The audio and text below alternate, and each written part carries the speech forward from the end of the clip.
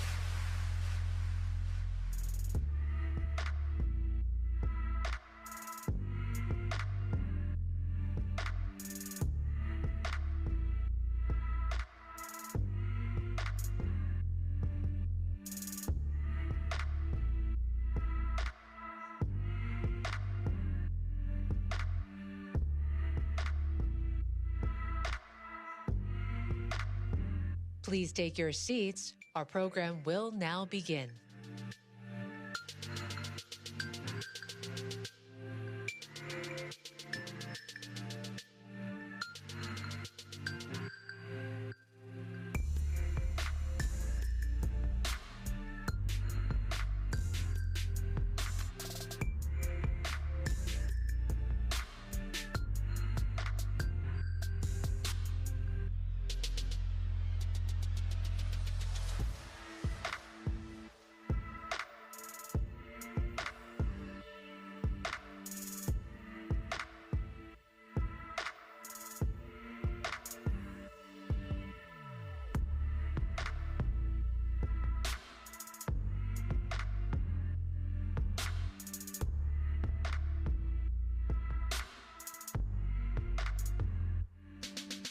Our program will begin in 5 minutes. Please make your way to your seat.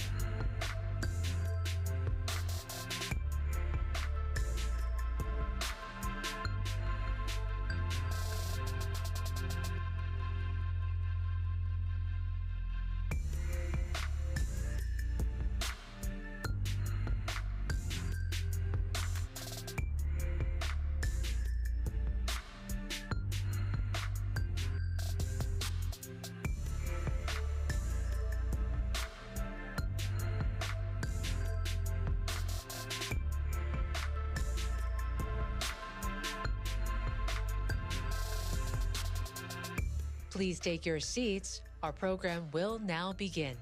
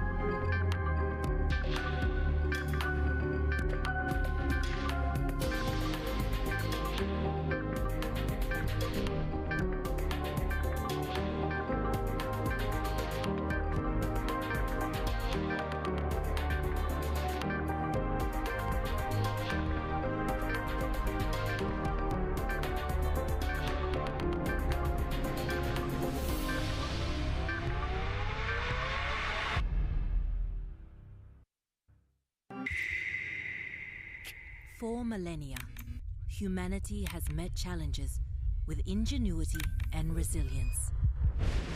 Today, we are being tested anew. Except this crisis is our fault. And finding a solution will be difficult. We are rising to the occasion. The transition to clean energy is accelerating. Business is becoming more sustainable. Together, we are finding ways to adapt. There is hope. This is day 3 of the Bloomberg New Economy Forum.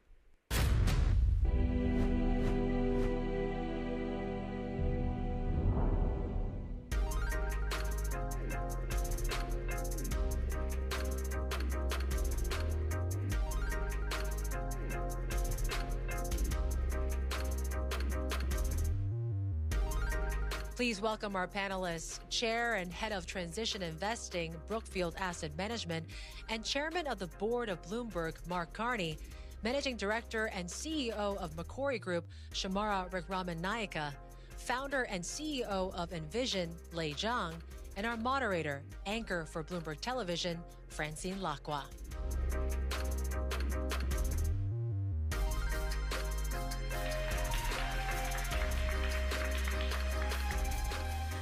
Well, good morning, everyone. It's a nice early start, so we all hope everyone's caffeinated and even hydrated. Thank you all for joining us. Big topic in 30 minutes. Yes. Mark, when you look at environmentalists, I mean, they've widely hailed the U.S. Inflation Reduction Act as a game-changing, piece of legislation that considerably improves global efforts.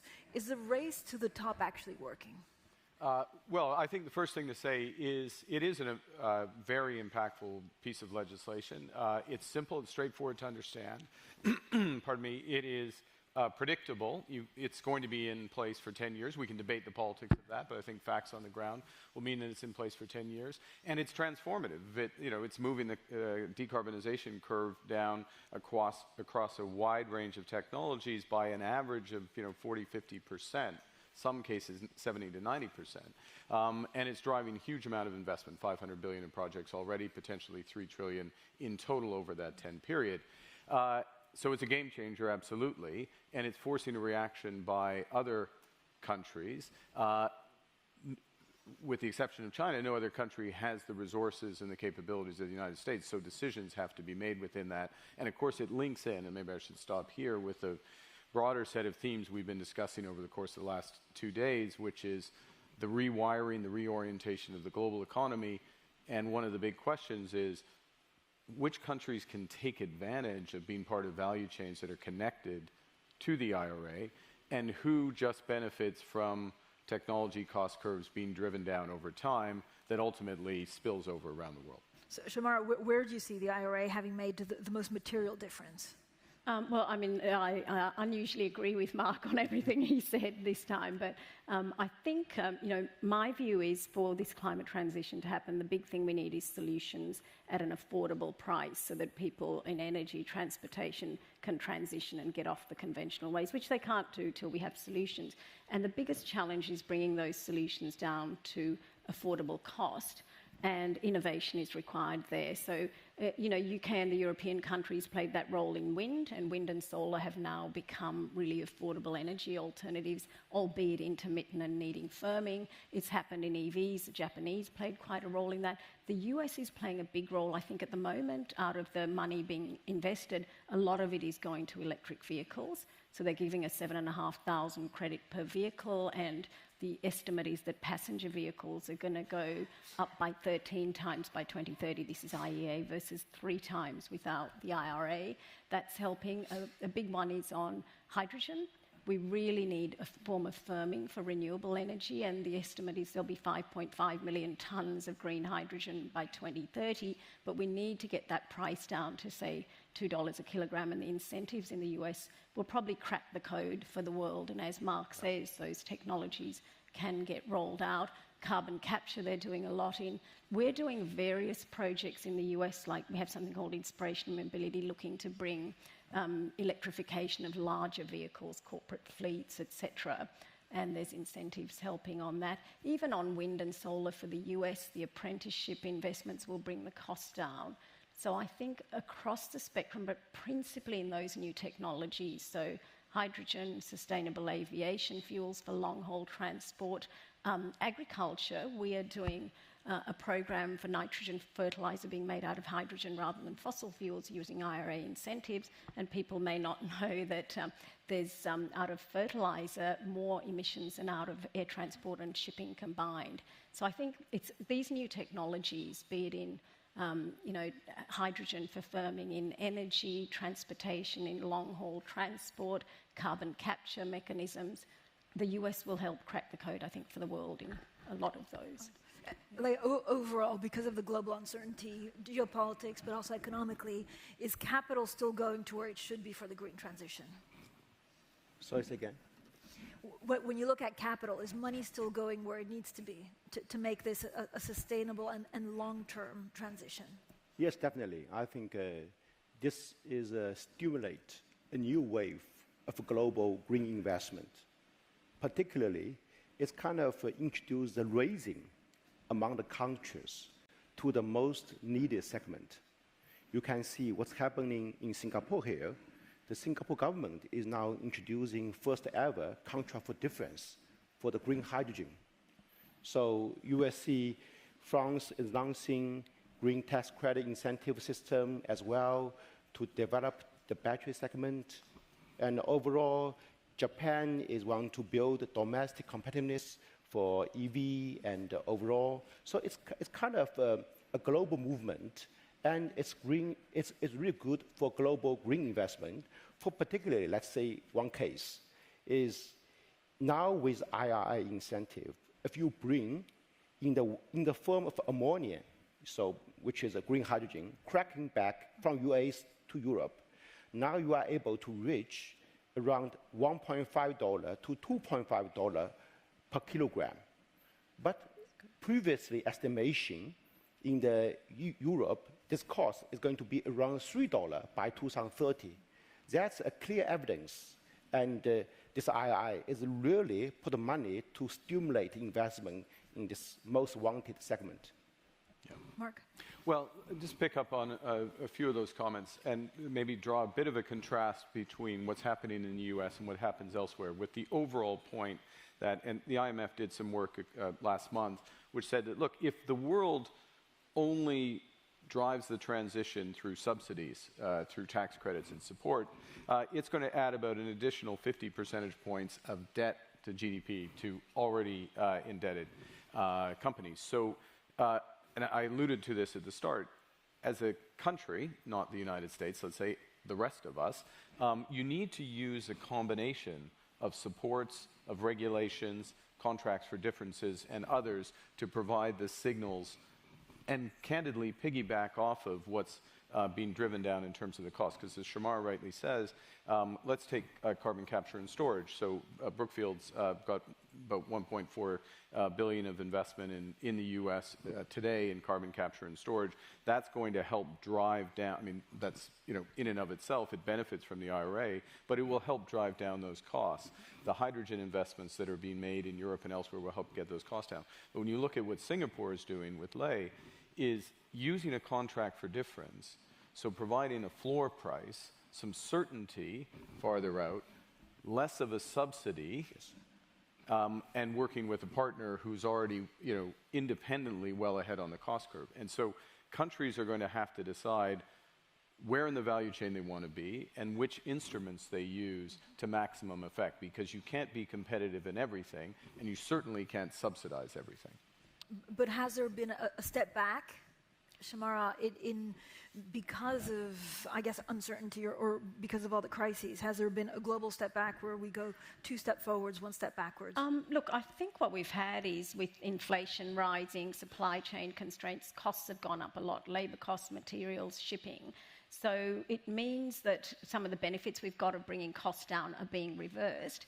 But if I could use the UK as an example and talking of contract for difference, when, I think the role of governments is to catalyse private investment, so take it through that phase where there isn't the return for risk for the private market, and then they'll take and run with it. So in the UK, the cost of offshore wind when they did the first contract for difference was £140 a megawatt hour.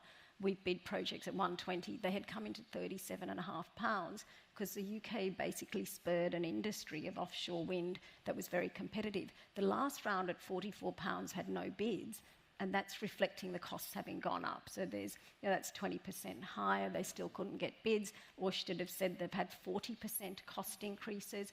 But I think the wholesale price of energy in the UK is about £80 a megawatt hour at the moment. So they can afford to go to £50 for offshore wind and still bring on offshore wind. But I think they've cracked the code on bringing the cost down to be competitive with alternatives. And yes, we're having a little bit of a retracing in places where we have cracked the code, but not to a point where it's not viable. But I do think, as Mark says, in things like carbon capture, hydrogen, we need big countries like the US to help, sorry to use this expression, but crack the code and make it affordable. Yeah. Then we can roll out. And this reversal, it's bad, but it's not the end of the world, I think. Lei, how do you see this industrial plan going ahead globally? Yeah, I think this is this industrial plan definitely. I think for the US is definitely a jump start, and it's really build up the US supply chain for this green economy.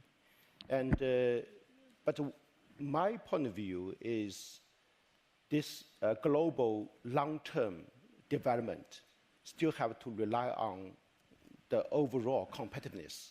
This cannot be a life-supporting system. Mm-hmm. So everybody have to think about when globally this incentive or this II go away, what will happen? And particularly, what intrigues me is this time, if you look at the past, there's incentive like tax credit for wind and solar in the past, which has almost happened domestically. So because you cannot export electricity, most likely. But this time, the competition is hydrogen, battery, EVs. This is global trading goods. It's going to move across broad. Yeah. So once US have such a very generous incentive, it's going to make enterprise maybe sometimes too attractive, forget about to improve, to have this urgency, improve the cost competitiveness. Once the subsidy go away, this kind of global competition, whether still the US-made battery or US-made hydrogen is able to compete in Europe, could be sometime worth to think about. So this is going to be a real global competition for the long run, not only a domestic supply chain, but a global goods, global trading commodities. Mark, I'm going to ask you to jump in a second, but we actually have a QR code, so we're going to put it just behind me. If you use it, you can send questions, and there's going to be a policy question. Actually, we have a poll as well. Which industry will be most transformed by industrial policy? So whilst you think about that, Mark, comments on what Lei was just saying? Well, I'll pick up on another aspect of the IRA, which is in the air, which is around domestic manufacturing. So part of the incentives, part of the reason why it's so powerful is you can stack various incentives. And so the best, the highest incentive, I shouldn't say necessarily the best, but the highest incentive is you're producing, the green energy, but you're also manufacturing the components. And, you think about the example of offshore wind in the UK, one of the lessons, I don't know if it's a lesson in the end, but some take is they drove that industry to be cost competitive on an unsupported basis, but they didn't get the benefit or the full benefit of the domestic manufacturing.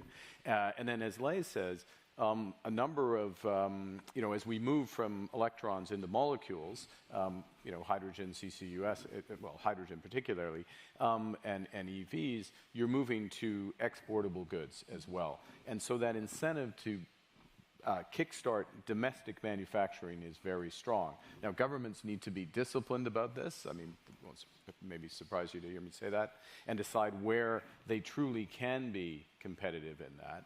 And I'll make one other point on, if I may, which is to draw out partly the power of kickstarting investment. We're in the process of, we intend to take over a large utility in Australia called Origin with a big transition there, shutting down coal, getting rid of gas, building up 14 gigawatts of basically wind and storage, a order of magnitude that will take 6 percentage points of Australian emissions out.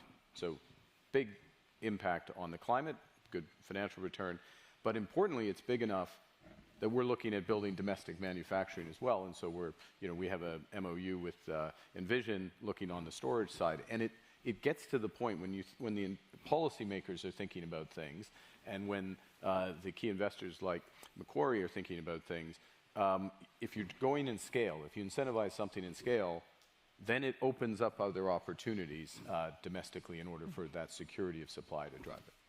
So let's see if we actually have some results in for the poll. But Shamar, I'm going to ask you the question basically. I think you've already answered part of it, which is batteries. You see where it's made the most difference, probably in hydrogen and EVs. People are still voting. But where do you see some of the industrial policy actually making the real difference, Shamara?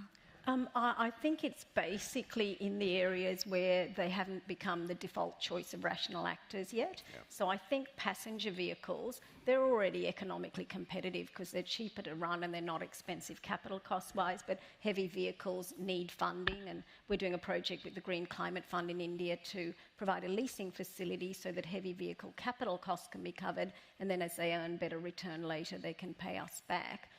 But basically, we've sort of, as I say, cracked the code on that. I do think areas like hydrogen, because the big thing in energy we need is firming solutions and batteries, and we're also working with Envision on many projects here where you're delivering technology, but we need firming solutions. So I agree with the audience that things like green hydrogen are very important. They're key to renewable energy to deliver firming.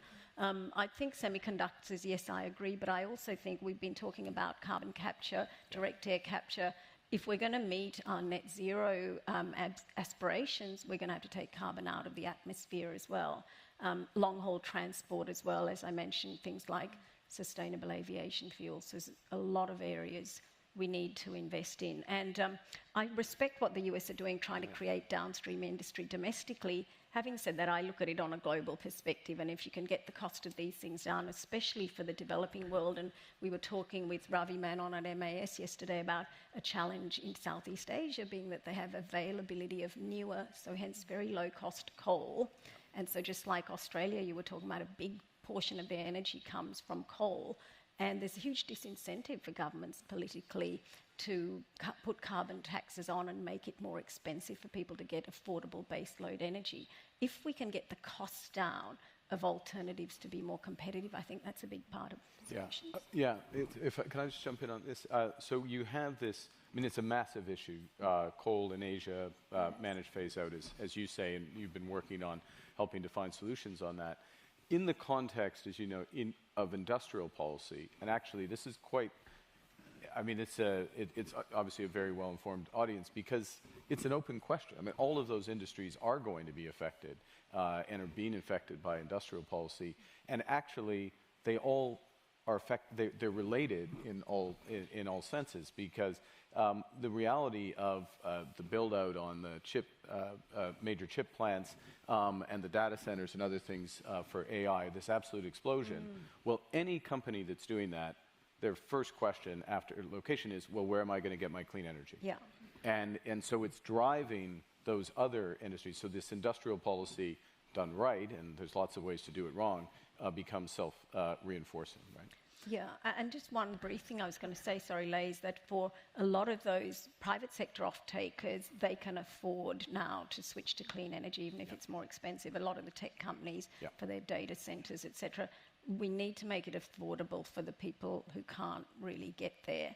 And I was briefly going to mention, when we talk about industrial policy, the IRA subsidies are great, but you need a lot more to roll it out. It's being held up by permitting delays that are happening now, by lack of grid infrastructure, by further guidelines being needed, even things like bank regulatory rules that change the capital requirements, the tax equity. The banks are complaining in the US it'll restrain things. So. Yeah, I do believe this survey has real insights. To change the world, we need two things. One is green electrons. Another is a green molecule. Today, the battle for green electron, we have win. But for green molecule, it's so important to decarbonize the hard-to-abate segment for chemicals, for aviation fuel, for shipping fuel. This is the most urgently needed. So such II incentive or contract for difference is really going to build the scale of green hydrogen or hydrogen-related derivatives, green ammonia, green methanol, green SAF, all actually originate from hydrogen. So this molecule world is most needed to solve the climate challenges. But, Lei, there's also so much discussion about some of the different breakthroughs needed that will come from EV batteries. So where do you see it going next? I know that some of the things that are discussed, it's like sodium-ion, solid state. Like, what are you most excited about in batteries? Yeah, I think so. Actually, the most exciting part actually is not be realized by so many people, but from my personal point of view, is very critical. Today, if you look at the green technology companies, they are very much, focused. Someone focused on building solar panels, someone focused on building batteries, some focused on building wind turbines. But think about the world transition. We are transitioning from a fossil fuel energy system to a renewable energy system. Who play this system approach? We need a company to really able to build renewable energy system, really harmonize wind, solar, storage, digital, hydrogen in an orchestrated way. So it's going to become very challenging. That's why I always mention this is a cost of synergy. Synergy cost, we see, is going to become really important. That's why in Vision, we invent the Green Industrial Park, Net Zero Industrial Park. We first time to build the green energy system together, even with industrial system, to really make the product not only cost competitive, but also emission-free. But this is a small example of great solution. But overall, the world need such kind of renewable energy system. This is most needed from my point of view. And can I just briefly say it's exciting and inspirational what Envision's doing, because it's showing people you can actually build good business responding to what is a challenge, but also a huge opportunity, I think, all the sectors you. Mark, how are the banks doing? So they're the global, I guess, gatekeepers for capital. How are they doing in terms of investment in the space? Well, it's an interesting question. I guess I don't think in this space one thinks first of the banks. One thinks of the Macquaries, the Brookfields, the other big infrastructure investors, and the core, the core underlying businesses like Envision. And yes, there is a role for some leverage on it, but what unlocks it, what the gatekeeper, to use your term, is the gatekeepers have opened the gate. Maybe is the best way to say it, and looking for a series of opportunities, and there are more opportunities than there is capital dedicated to the space at the moment. All of that said, I think it bears reminding that if we look back 5-6 years, the total investment in what we're talking about globally was $500 billion. As you notice on the stairs, as you walk up in this hall, I think they have the 1.2 trillion figure, which is what it was last year, and is tracking for 1.8 trillion, or almost twice as the investment in conventional. So a lot of money's getting into it from various sources. The bank leverage is, no disrespect to the banks, it's supplemental, but it's not decisive. What are some of the non-financial barriers, Shamara, to getting this done? Look, I was mentioning things like, the permitting time it's taking for environmental approvals for impact studies. The US, through the NEPA, that Act on the Environmental Protection, New Environmental Protection Act, is trying to put time limits. So we fully respect that this has to be assessed, environmental and community impacts, but it's going slowly. And so they're putting time limits on. Others, Europeans, are putting resourcing into it. That's one of the issues. Clarity of the policies and implementability is one of the issues, and then supporting investment. The US also is, investing in trying to make the labour supply available for this, creating new industries. But I have to say, to me, I think the challenge much more is on the investable opportunity side, because Mark, through GFANs and other examples, have mobilised massive amounts of capital, but they ultimately say to me, especially in developing markets, we need projects that de-risk and allow us to come and catalyse the sector. And that's where I think people like us are working, is bringing our skills. If I may, and I'm going to end up Lei, do you mind if I ask a question of Lei in this? I'll reinforce, I mean, the permitting absolutely in advanced economies, those issues. The big issue that we and others have been working on, Noel Quinn who's here, others, have been around capital for the transition in the emerging and developing world, and that needs to scale from where it is today, a couple $100 million to $1 trillion of cross-border capital by the end of the decade. So those are big, big numbers, and there's a series of issues around that. But if I can just kind of open up an issue for Lei, which is, as we move to the molecules, we've got hydrogen over your shoulder there, and you have hydrogen on the mind all the time. The issue, in some respects, is getting clear offtakes and demand, and and industrial policy can play a supportive role in that. But I think maybe just invite a perspective on that, because we're getting close to the tipping point in terms of the economics. And is the demand going to be there? Yeah, great point. So Envision have this commitment to bring the green molecule affordable, even before the II announced.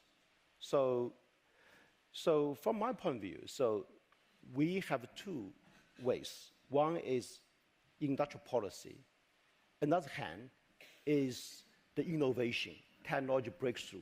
Yes. So we should never forget the most fundamental hand, this technology breakthrough. If you look back, the why wind and solar is so cost competitive.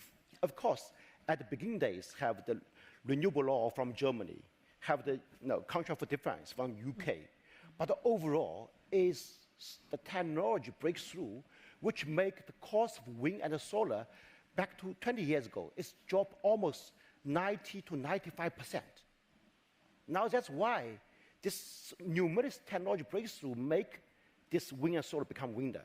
So now when we think about these green molecules, again, so we should really have this deep investment of technology breakthrough on the electrolyzer, synthetic ammonium synthesis, or ammonia cracking, so back into hydrogen. Yes. This kind of technology breakthrough is really able to make the hydrogen cost competitive.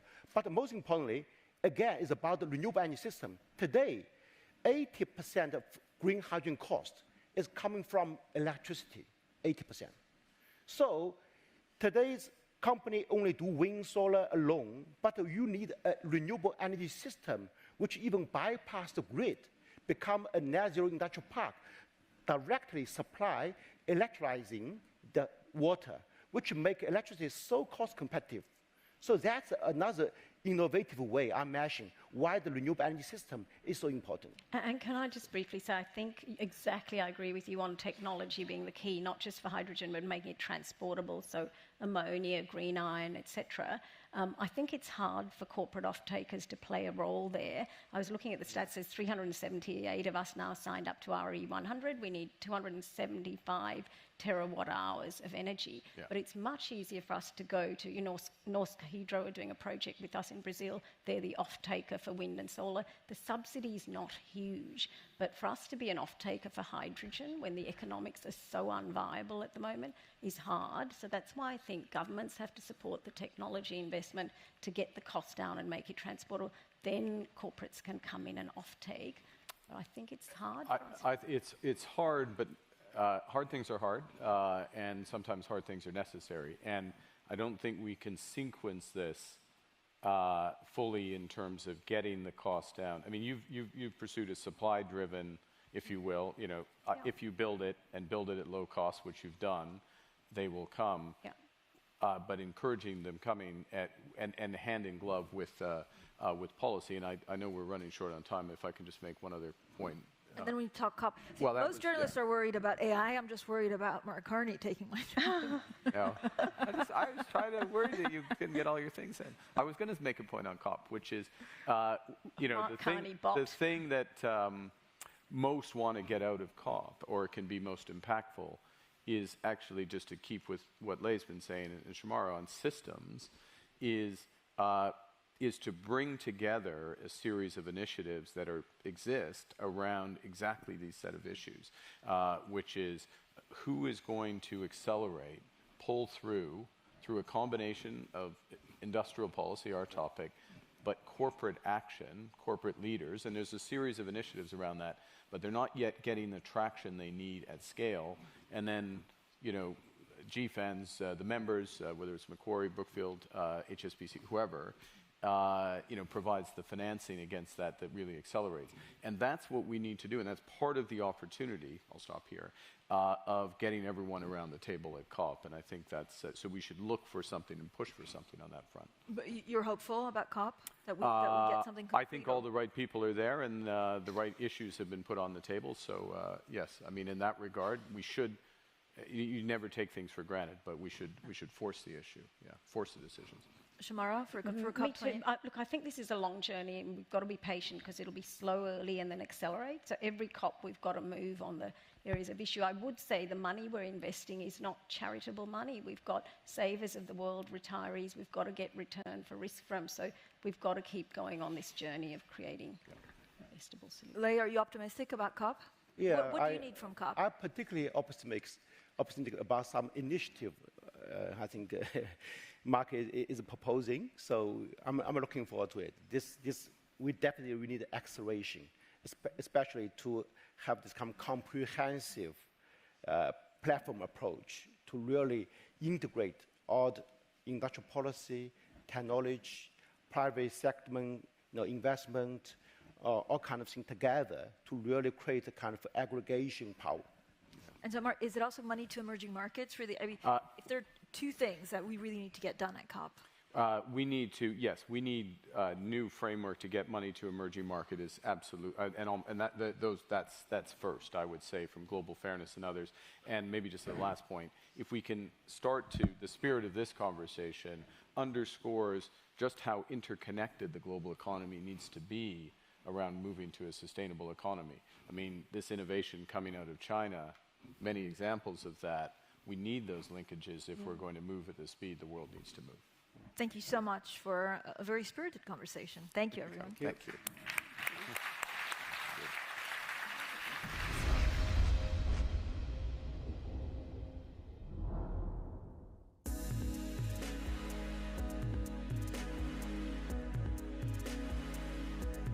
Please welcome to the stage the Senior Director of Bloomberg NEF, Will Young.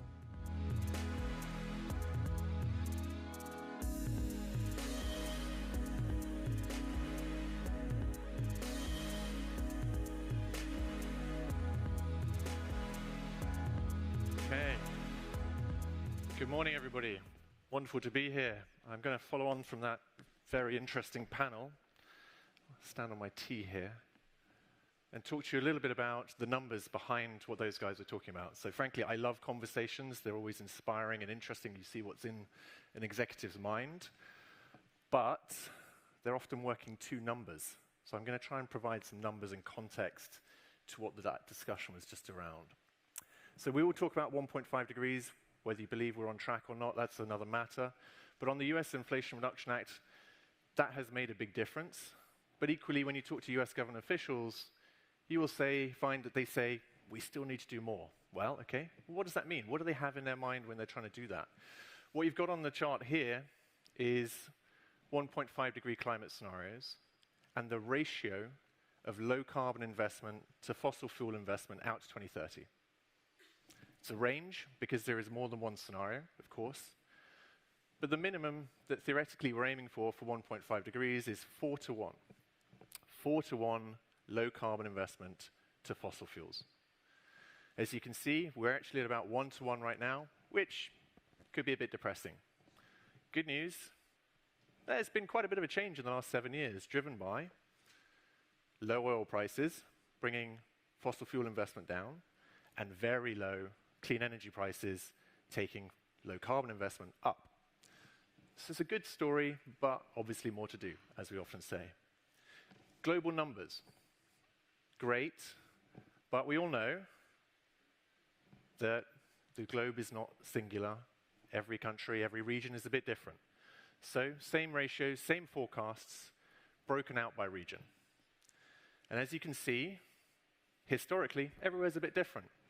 In the future, according to these scenarios, everywhere needs to be really quite different.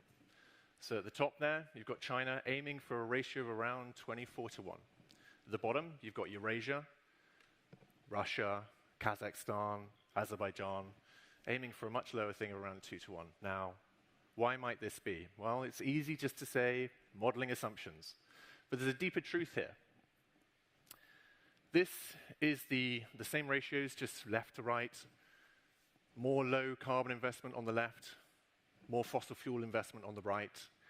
And the pattern aligns very closely with fossil fuel exports, right? So on the left-hand side, you've got the net importing regions. On the right-hand side, the net exporting regions. Naturally, a very strong correlation between the two.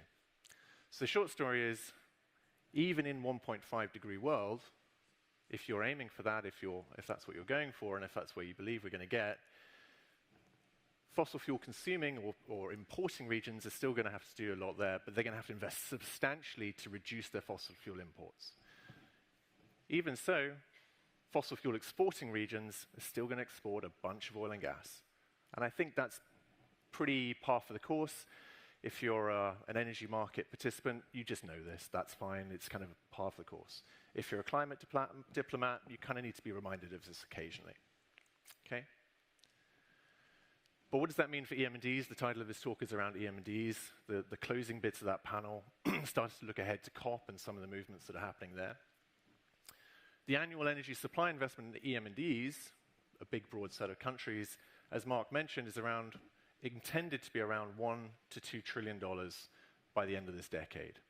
Again, if you think in terms of ratios, as I increasingly do, you're looking at around between 2 and 4:1.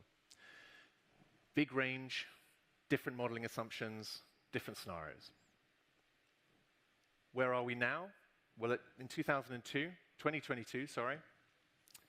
we're at around 600 billion of total energy supply investment, fossil fuel and low carbon energy, at a ratio of around 0.4. So quite a substantial shift. How big a shift? It's around 5 times. So you need to increase low carbon investment by around 5 times over the next 2-3 years. Fairly substantial challenge. Probably not impossible, but fairly substantial. As you think about if and how to do that, it's really good to then say, well, what are EM&Ds? I personally hate the term. I think it's an unusual construct, partly because it masks this incredible diversity of countries, right? This is, if we just look at the fossil fuel investment, this is the sort of the last 7 years on the left-hand side, broken out by World Bank Income Group. Okay, and as you can see, I guess, what is that? About 50% is upper middle income. And as you can see on the top right, there's a very substantial, increase in investment in certain countries. But more importantly, it's a massive range of different countries. This is a very diverse group. So what does this mean if you're thinking about increasing low carbon investment? Well, low carbon is a slightly different story. This is renewables, so a subset of low carbon, again with the World Bank Income Group. Interestingly, hold the thought on 2022. We'll come back to that in a moment. But for 2018 to 2021, essentially you're seeing around 50% of investment go into lower middle income countries, which is quite different to the previous slide.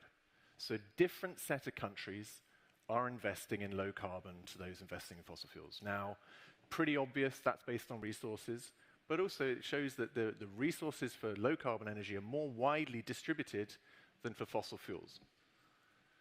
2022, like I said, I'd come back to that. Unusual in the drop was primarily driven by Vietnam, a few other countries, big change in policy in Vietnam, but probably that will return at some point. Key thing here is 50% is in lower middle income countries. Okay? Now, quite a bit of that is driven by PV, solar. I saw this chart yesterday and I thought, my God, this is quite profound, actually. In, I don't know, 15 years, you've gone from 4% of all new power generation across the world being solar to 59% last year. 59%, all new power generation. And in EM&Ds, that's actually not that different. It's 46%. Lots of others, wind, etc., a bit of coal, but predominantly solar. So, off the back of this, you think, well, what can we, we can theorize, we can say what we'd like to happen, but what is actually happening? And what can we confidently state? Well, we can confidently state a few things. One, global energy supply investment is slowly turning a corner. We've had that big shift over the last 7 years to low carbon.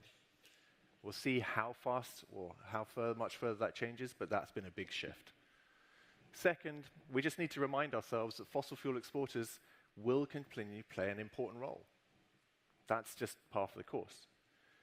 But also, and this is the new thing, fossil fuel importing, including lower middle income countries, have a new opportunity to reduce import dependence and spur economic growth. And that is, when I say new, I mean new in the last 7 years, right? But in the energy supply matrix, that's still kind of new. And whoever you are, it genuinely is time to get ready for solar.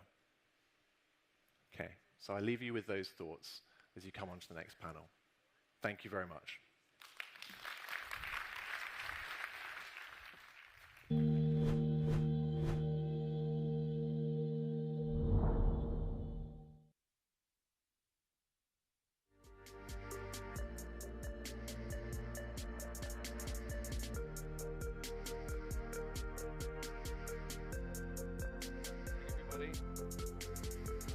Is this working? It is.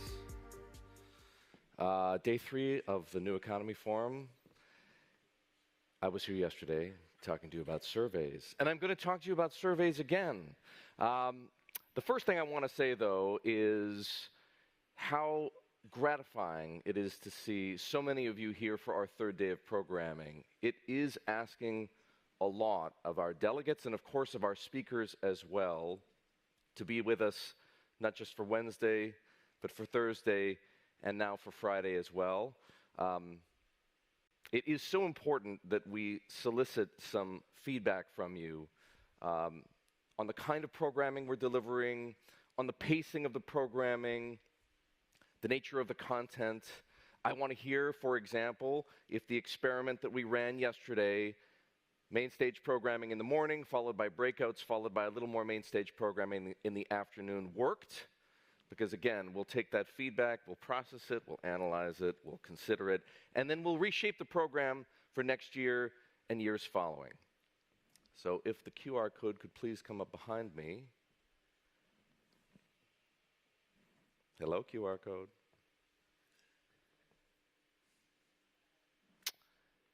It'll come up in a minute. Not quite yet.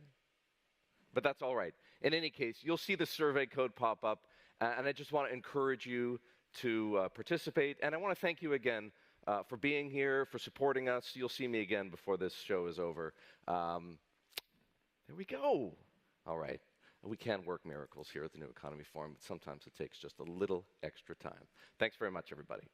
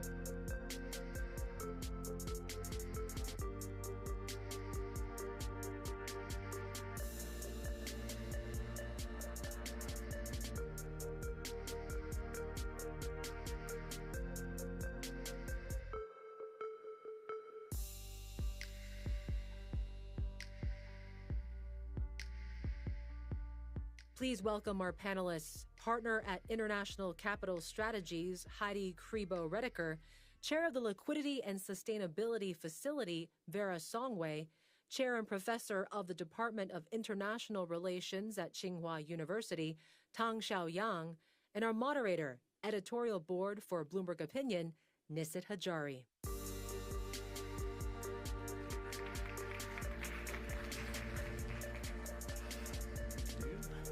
Morning, everyone. One of our panelists, Vera Songwei's flight was delayed, so she may join us in a little bit, but we have Doug Redeker with us to help fill in from International Capital Strategy. So thank you, Doug, for coming along.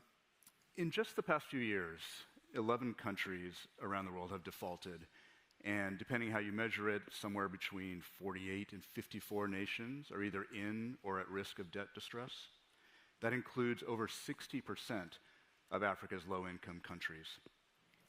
As interest rates in the West continue to rise and the dollar strengthens, pressures on countries ranging from Argentina to Ethiopia to Ukraine are only going to intensify. Yet, disputes between the Western nations that make up the Paris Club, China, which has rapidly become the most important lender to the developing world, and commercial bondholders, has held up efforts to restructure and write off unsustainable debts. As one analyst has said, this may not turn into a global debt crisis as in the 1980s, but it is already creating a development crisis, one in which the cost of servicing debts is crowding out spending on urgent needs, from alleviating poverty to boosting growth to addressing the climate crisis. Heidi, let me start with you, if I may. 3 years ago, the G20 agreed on a common framework meant to speed up debt resolution talks because of all these new players that were now involved. 3 years later, none of the countries have actually made it through the program successfully. Sri Lanka and Zambia are getting closer, but we're still not there yet. Why is it taking so long? What's the main roadblock? So, I think one of the important points is that you already flagged. We have a lot of new players that are around the table, and some are not happy about the table that was there previously, which is the Paris Club. We need to actually get through the debt distress question urgently, because there are pressing needs for poor countries in particular to actually move on and avail themselves of some of the new forms of support that are making themselves available. But I think the process is not going well. The common framework has not proven a format that has been conducive to actually the restructuring that we need to see. I think there are several reasons. One, we've had a lack of transparency that has sort of plagued the process. So if you don't have full transparency from all creditors about what the terms and conditions are, how much debt, what is the maturity profile, what is is there collateral involved? And that is actually a serious challenge. We need China in particular to be a constructive participant in the debt negotiations for poor countries. And when I say transparency, I would flag just last night, there was a news story about how aid data found $20 billion additional dollars that China had lent to Pakistan. Not $21 billion that they've lent, $21 billion in addition to the $40+ billion that the World Bank actually had as the disclosed amount of debt from China to Pakistan. So you can't have surprises like that. If you're the IMF, you can't start with a baseline fundamental analysis of how sustainable a debt profile can be if you don't have the full information. The second, you need to have everybody around the same table. If you have a participant that has a go-it-alone strategy, which we've kind of seen, the IMF and the world around the table can't be there to provide funding or debt relief if that money is going to be rechanneled and just repaid to one creditor. And that one creditor that we've seen that happen with is particularly in the case of Suriname is to China. And I would say the last thing is time. Time is not a friend here. We've had the common framework now for 3 years, And Zambia was the poster child. It was really the one where you had a new government come in. Everything was, the private bondholders, which are often a challenge in the process, actually formed a creditor committee right away. We're still, we just got through a threshold where there was an agreement that allowed the IMF to release some funding to Zambia. But I think 3 years is far too long. We don't have that amount of time. So transparency, not going it alone, and doing it much faster. We need it months, not years. Got it. I'm pleased to announce that Vera is actually here, so she can join us on stage. That's wonderful. But maybe, Doug, in the meantime, maybe I can turn to you. If what Heidi is saying is true, welcome, by the way. Thank you. Hi, how are you? If what Heidi is saying is true, does that suggest that the framework itself needs to be scrapped? And what would replace it if not? Well, the framework doesn't need to be scrapped because there is nothing to replace it. The basic premise is if you have a series of different creditors, they all have to coordinate. The premise of comparability of treatment is a very difficult one to apply. But if you don't have people sitting around the table trying to get there in a collaborative way, the alternative is chaos. And you mentioned Sri Lanka in your opening comment. I'd say Sri Lanka is not a common framework country. And as a consequence, what we saw several weeks ago was what we thought was a coordinated effort between the Paris Club, non-Paris Club countries, the IMF, and China turned out to be not so coordinated after all, because since there was no common framework applied, China Exim Bank cut a separate deal to the surprise of the IMF and the other creditors, which meant the whole thing was paralyzed. And I go back to Heidi's point, which is unless there's a means by which this gets resolved constructively, the people who suffer are the countries that are the debtor countries that don't have access to other financing. The IMF is not there to provide funding that goes, as Heidi said, to the creditors that don't want to cooperate. It is there to provide financing to the people of the country to make them sustainable. And usually we demonize the private creditor group. It's usually, those bad, greedy creditors. Turns out that what we've seen is a rather constructive engagement by bondholders and other private creditors in these cases. It has been the lack of coordination at the common framework or at the bilateral creditor committee, the official creditor committee level, that has been the big problem. Excellent. So, Xiaoyang, you've heard this before, this criticism that China goes it alone, that it's not transparent. How would you explain its behavior? Is it being misinterpreted by the West? Yeah, actually, from what Heidi and Bob said, we can see exactly the problem: the lack of coordination and the lack of understanding. Because actually, when China lended to these developing countries, it's actually basically a lot of lending goes from China's structure, like the China Exim Bank or China Development Bank. They actually lend a large part of their loans are commercial loans, and they follow the commercial rules internationally. So actually, exactly also ADA data last year or several years ago, they published this comparison. When you compare the China's loan to OECD, these official lenders, maybe some of this Exim Bank, they do not have the same transparency or the same also debt relief conditions. But however, when you compare it to the Gulf countries, to the international banks like Morgan Stanley or Citibank, actually their contract confidentiality just very similar. So that's actually what the Chinese system is different from the other, like the Paris Club. Also, when it comes to this undisclosed loans, that's again about the category. For example, in Zambia, some loans, they were loaned to the Zambian SOEs. And this actually up to these borrowing countries to report it or not. Yeah, it's actually, I think there's this understanding of borrowing countries. They may put it in which category. It's actually up to them. But then in a lot of media report, they simply then put this all to the China, so-called China as a whole. They actually didn't differentiate what's the real ODA or the real official bilateral or the actual commercial loans. all this actually, when you see from the Chinese perspective, these are all need to be classified differently. And the same is also for this data relief effort and the common framework.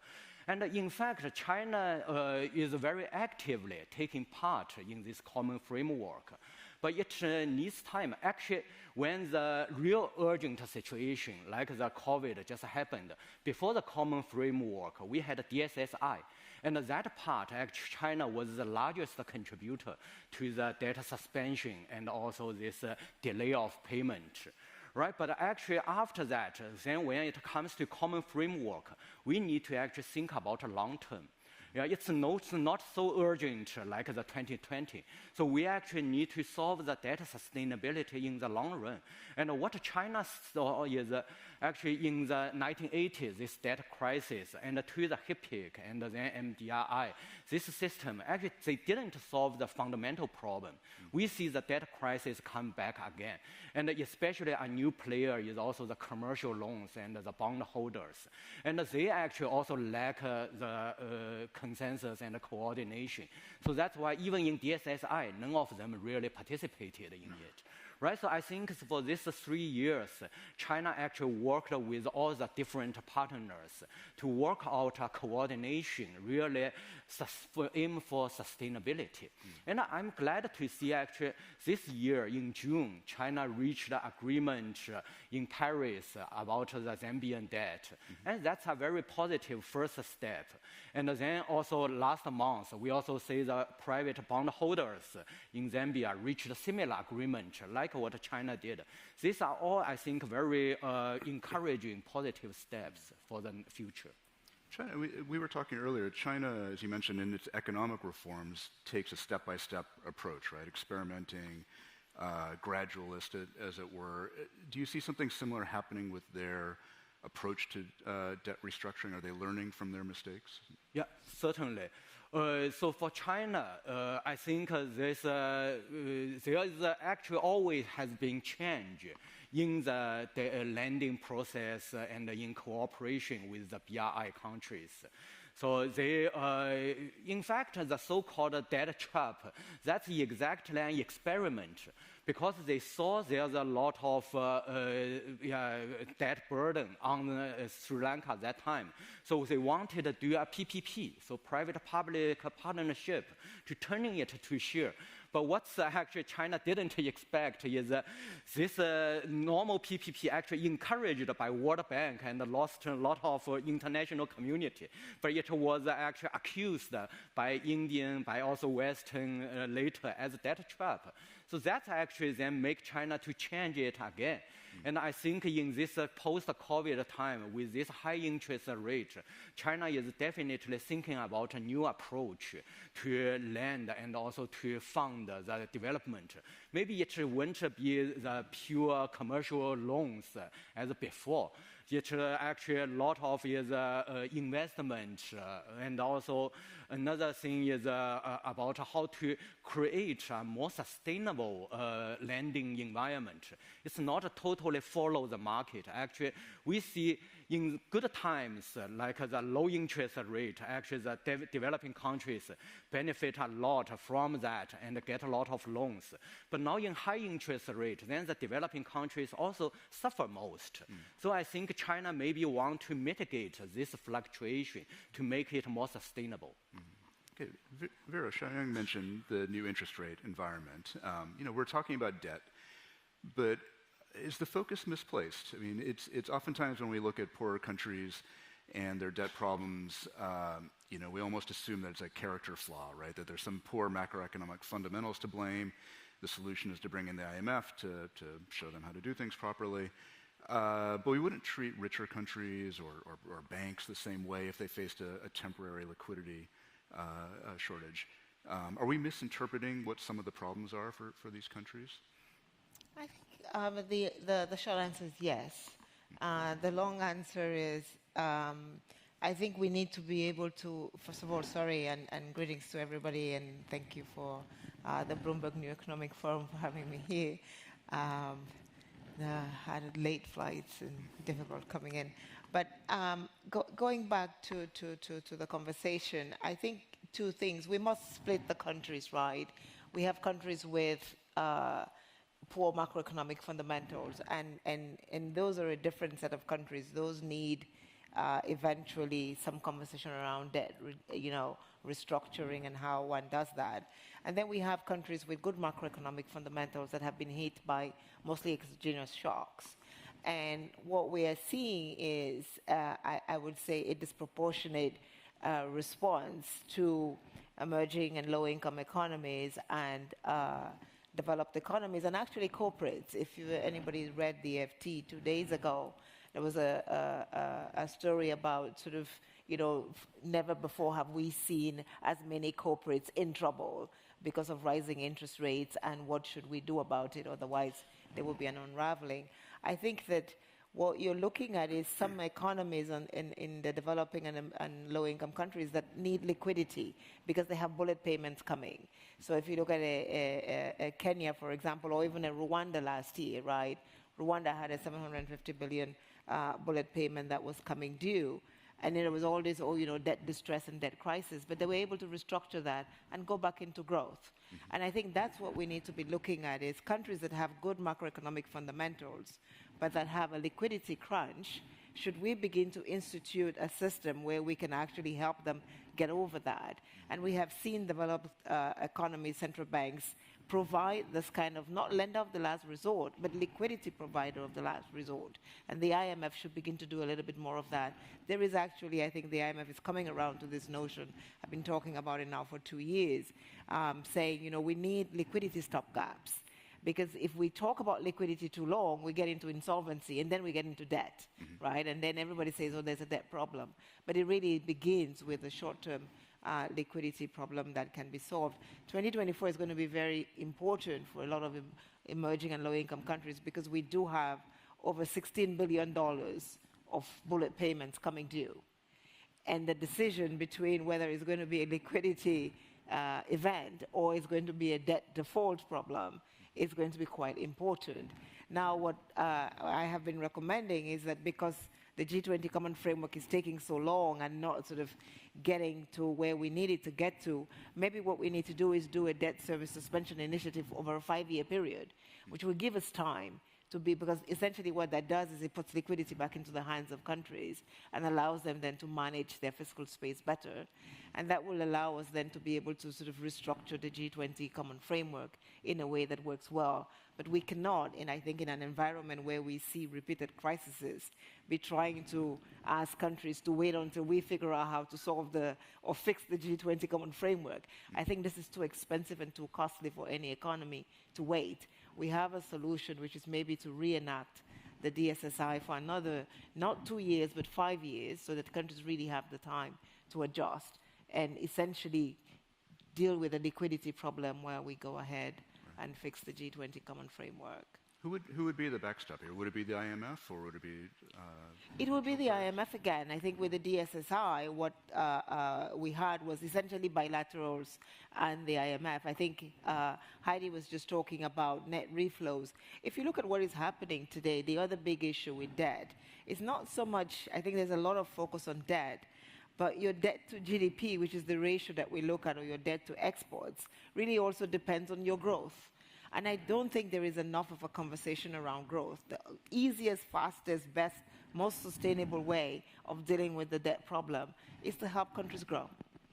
And we're talking about a green economy and the huge opportunities that digitization and green economies can provide. And my sense is, as opposed to spending 3.5 years discussing Zambia's debt, if we had put Zambia into an electric vehicle supply chain because they have the necessary raw commodities, they will start growing out of it. We saw a little bit of that with Chad, right? We said Chad was about to get into, they actually got into debt default, and then commodity prices skyrocketed. Glencoe said, hey, I'm not really discussing this debt, prices are high, they can pay me back. And so essentially, I think that if there is growth, as we've seen, we will begin to deal with this debt issue much faster and in a much more sustainable way. Doug, did you? Just a comment on the DSSI, which was very well intentioned. The technical aspects of the DSSI include two things. One, it is NPV neutral, which means you can extend that debt suspension period for 2 years, 5 years, whatever it is. But by its design, explicitly it says the net present value of that debt will not change, which means the countries may get a slight liquidity breather, but in fact, their overall debt burden doesn't go away. It's actually just pushed down the road, which I would argue is not necessarily a solution. It's a stopgap at best.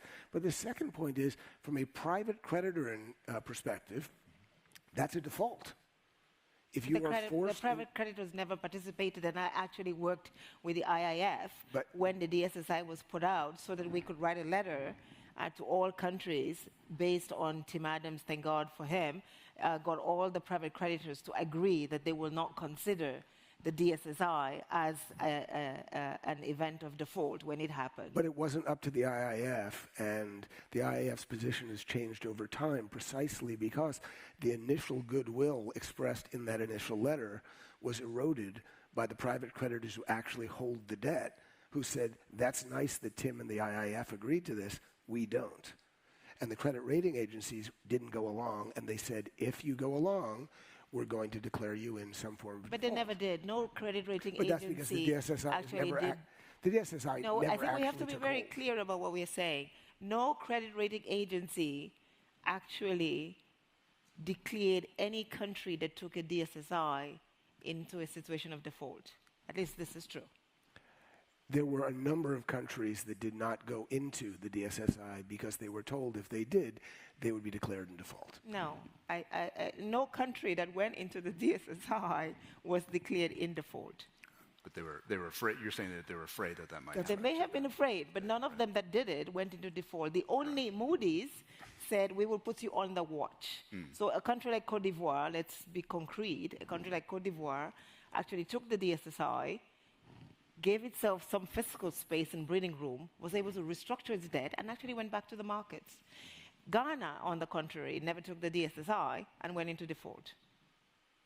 So I actually believe that any country that was able to take the DSSI and did not take the DSSI made a mistake.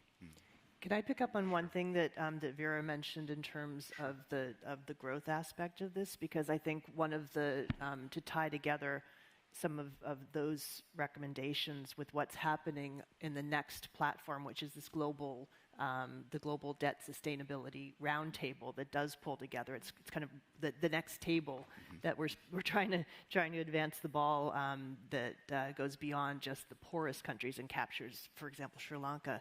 There are some good creative ideas that are out there on linking some of the new types of debt restructuring mechanisms to the ability of future growth, linkage to future growth, which is somewhat problematic because you have to choose what growth metric you're going to use. But also, if there are a commodity-based economy, if you have fluctuations in price, that the restructuring can be reflected, can reflect the positive and the negative of the fluctuation in commodity prices, and also for climate resilience. That if there is a natural disaster, if there is a shock, that could be linked to the restructuring process as well. So I think there's a lot of creative thought. We do need to get past the residual challenges in the countries that are the poorest, that are facing debt distress right now, because I think the idea would be to move forward as quickly as possible and open up the opportunity to actually provide the kind of financial support, grants as opposed to loans, concessional funding where it's available to the poorest countries who are also facing the worst challenges of climate, of health and education, and actually really need to benefit from this. Right. Yeah, I mean, this brings up a good point. Whether we're talking about debt, liquidity, the problem is still the same. These countries don't have access to the funding that they need to address these urgent problems. I mean, Africa right now, African nations are spending 5 to 15% of their GDP on climate shocks, even though they've contributed barely 4% to global emissions. Is there a framework going forward that can make these debts sustainable, that can provide them the money that they need? So I think, as Doug mentioned, that global roundtable was really meant to be that next step where you had private creditors, you had some borrowing countries, you had the MDBs, you had the IMF, and individual bilateral creditors around a table to try and be as constructive as possible. And I think I think we need to find some kind of a table that we're all willing to constructively work around. That was sort of the latest, the latest attempt. So I think if we try and make that work, then we have some promise. The IMF, World Bank, new leadership at the bank really focused on this. The EU is focused on this, GCC is focused on this, US is focused on this. Everybody's focused on getting past this debt distress issue so that we can provide the kind of financing and funding and grants to countries that actually really need it right now. Right. Xiaoyang, let me come back to you. Vera was talking about growth and green supply chains, right? China has talked about wanting to make its Belt and Road more green, move away from some of the big, huge infrastructure loans that they've traditionally made. And separately, at home, domestically, is developing very powerful green supply chains. Is there a way to bring these countries into those value chains? Yes, certainly. I think that's the Chinese approach to work on this debt stress issue. Actually, China says the fundamental problem is not to provide more concessional loans, but actually to make the productivity higher. And in fact, we see for the last 5 years, this green industrialization across the world actually creates quite a lot of chance for Africa and for other developing countries. So I think, however, we need to also see the difference between the developed countries and the developing countries. In developed countries, you may have the energy transition from traditional to the green ones and these EV cars. But actually, for a lot of developing countries, like yesterday, the South Africa minister said, actually, for Africa, the first problem is how we get energy. And they do not even have the alternative for the cheaper ones. Right, so for them, actually, to get the industrialization is actually the first step. And China sees the chance of green industrialization in these countries as you may have the leapfrog effect. Right? When you do not need to go through all this coal and this fossil fuel stage, but you can directly try to build a much advanced, less polluting power plant. But to which extent should that follow the Western and advanced standard? That's actually China will see that concretely. And also that's the Chinese difference maybe from this discussion style in Washington. Because what the US government or IMF, they tend to discuss, but often with the established rules, which was established by the West. And China, in its own development practice, it sees rather the diversity of all the countries' conditions. And China knows now we are in this globalization stage, which should not simply follow the older existing rules. There are so many different new situations on the ground. So Chinese, that's why I think that's also related to your previous question. Go to the ground and experiment and find out what's the most sustainable and beneficial in the long run. Actually, China thinks the debt stress can only be solved when you really promote the industrialization and development in these countries.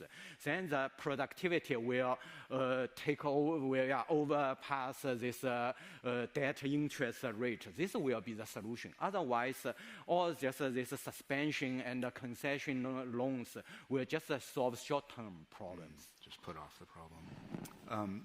Vera, you've written the scale of the funding needs here is massive, right? It among emerging nations outside of China, I think you wrote that spending on climate preparations has to quadruple by 2030. $2.4 trillion a year in the emerging world. Debt alone is not going to be able to address this need, right? So what else is there? Are there other innovations out there for non-debt financing that these countries can access? A number of things that are happening, and I think maybe I just address your point quickly. I think we need to distinguish between the stock and the flow, right? We have $150 billion right now of, at least Africa has $150 billion worth of debt due to China, and one needs to sort of deal with that stock. And then there is a flow issue, which is sort of what do we do and how do we contract new debt and how do we organize it? And I think some of this discussion is around that, and that's where the new solutions are coming from.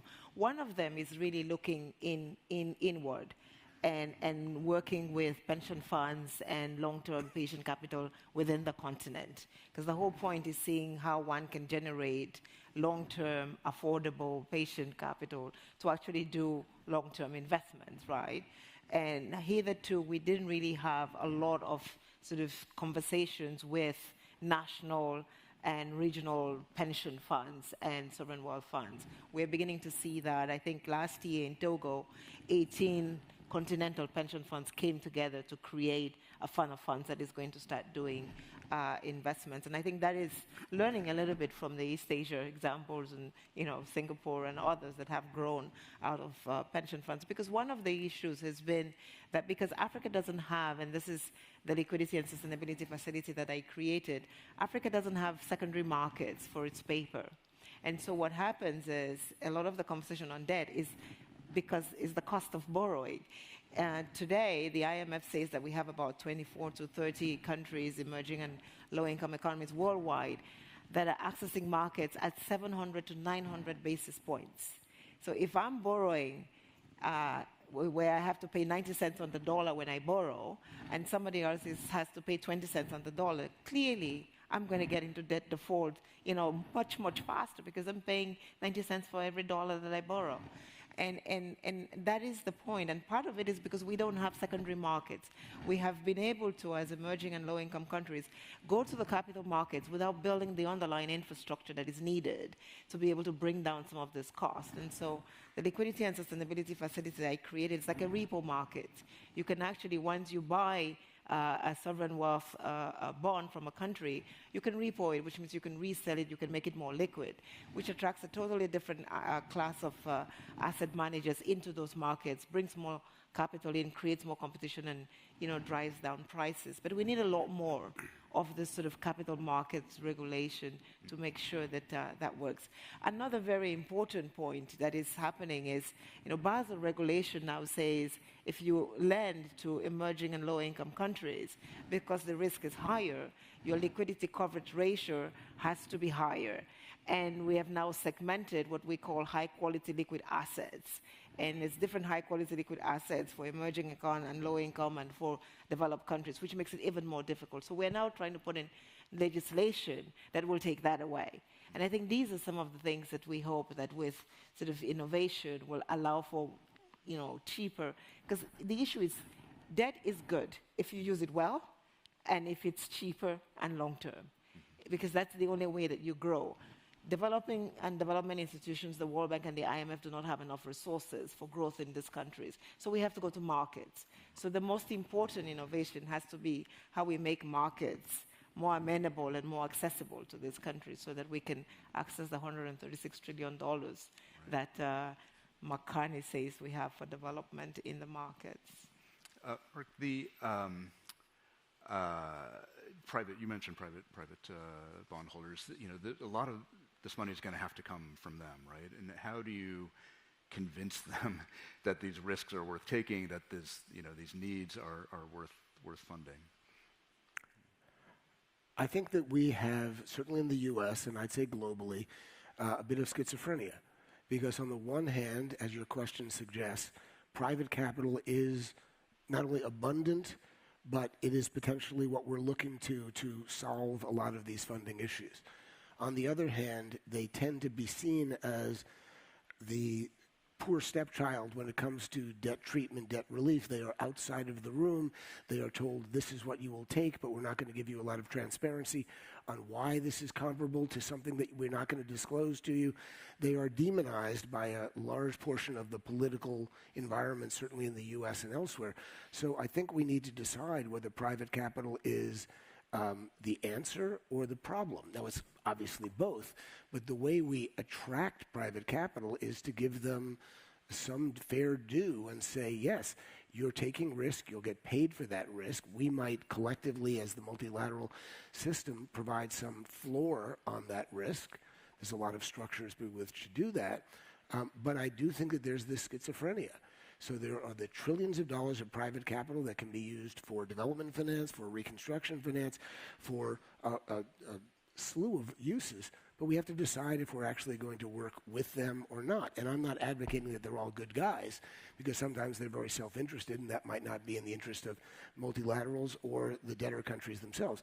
But I do think we have to decide whether we're going to treat them in a way that encourages them to come back to the table again and again, or if we just sort of say this is a one-off, let's punish everyone, you guys in particular, and then we just expect you'll be greedy enough to come back again later.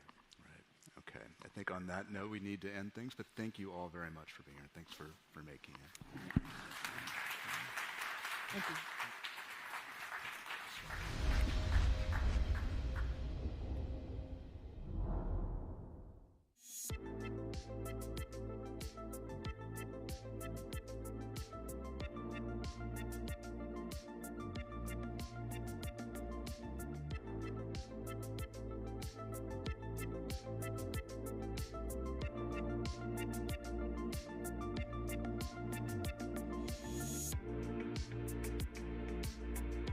Please welcome to the stage founder and chairman of Goshen High Tech, Li Zhen, and deputy editor-in-chief of Bloomberg, Reto Grigori.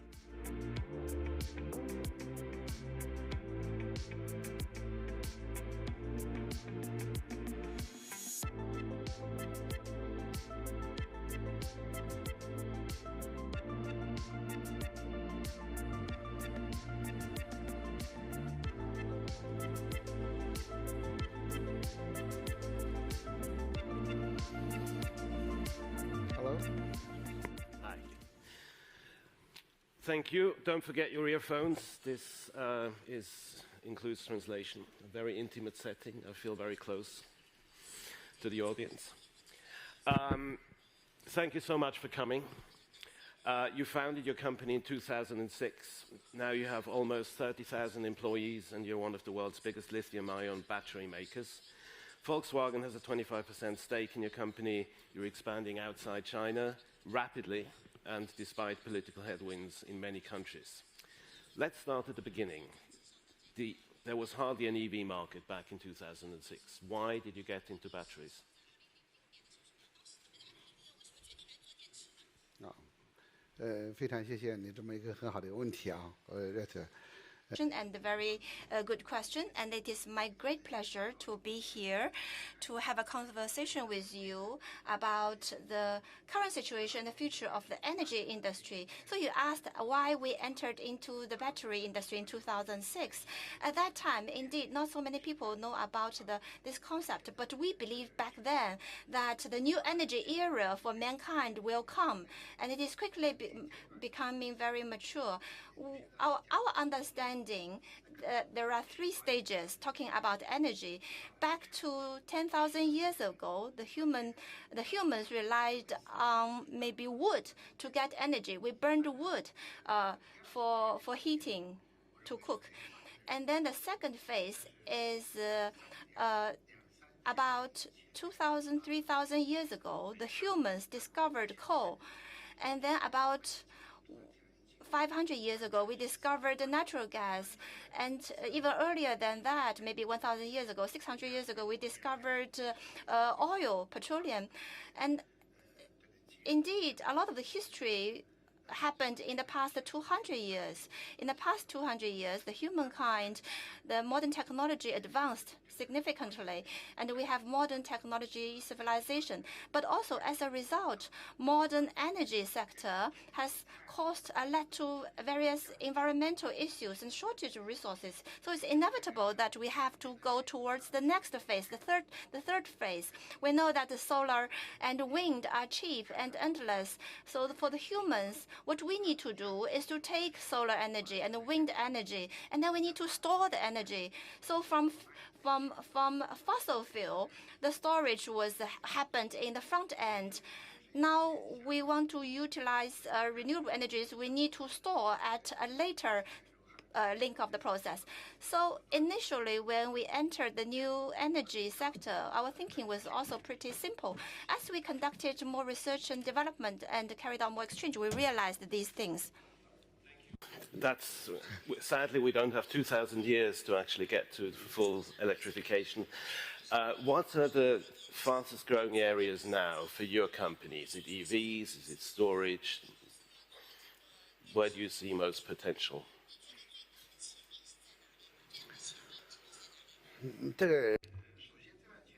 First of all, I think the greatest potential is from the market.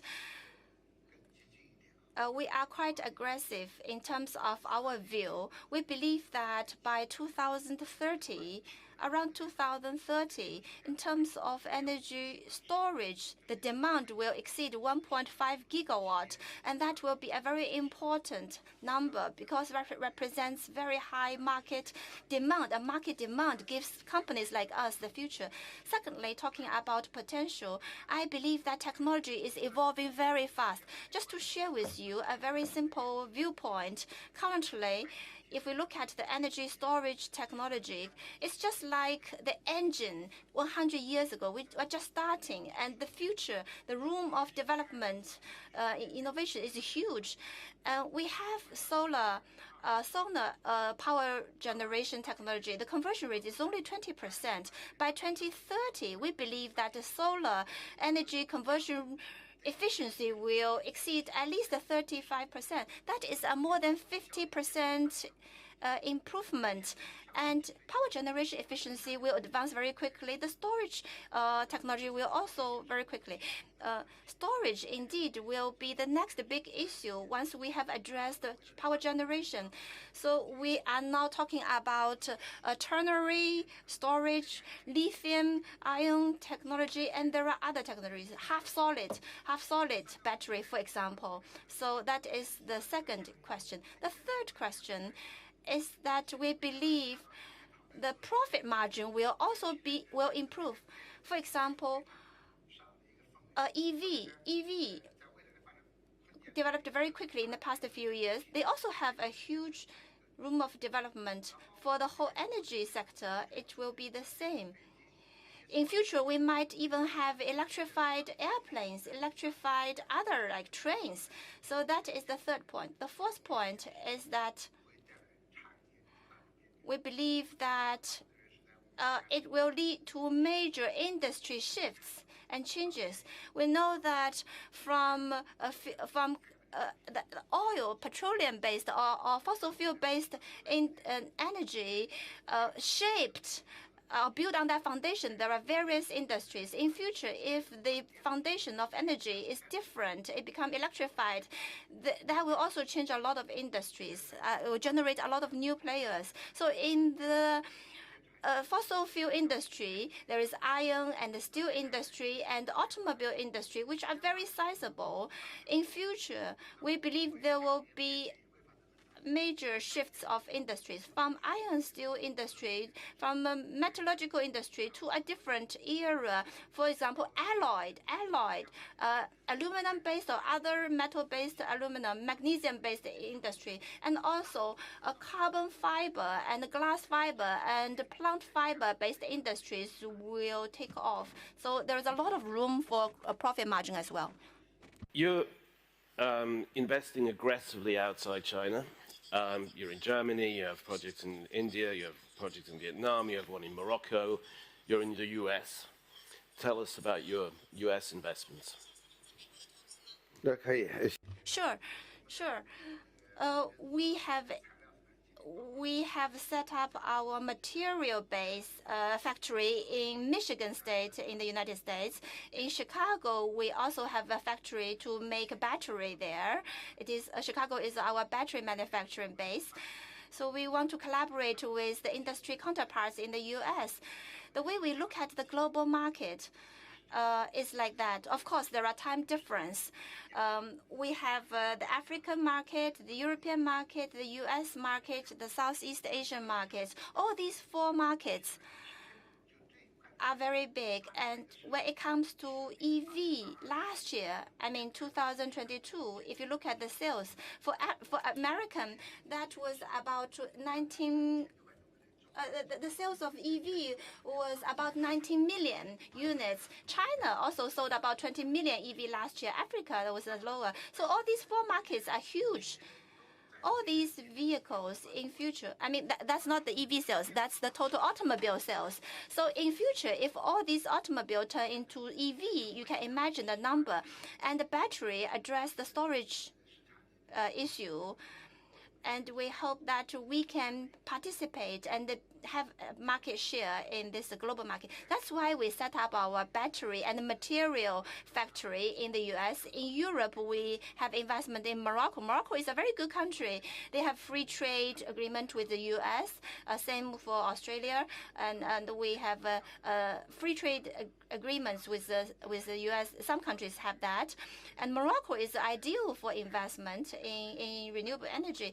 Morocco also has very rich wind energy and the storage and solar energy resources. So it's ideal for us to produce materials and also storage. Also in Europe, we have projects. And as you mentioned, in Vietnam and in Thailand, we have joint venture factories. We work with many other counterparts and partners to carry out technology innovation and manufacturing.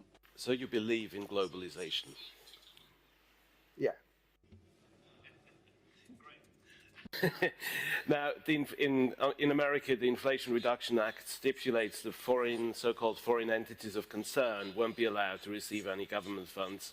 The US government has yet to define what a so-called foreign entity of concern is, but if I ran a Chinese company, I would be, so to speak, a little concerned. How confident are you that you will escape that definition? I'm very confident.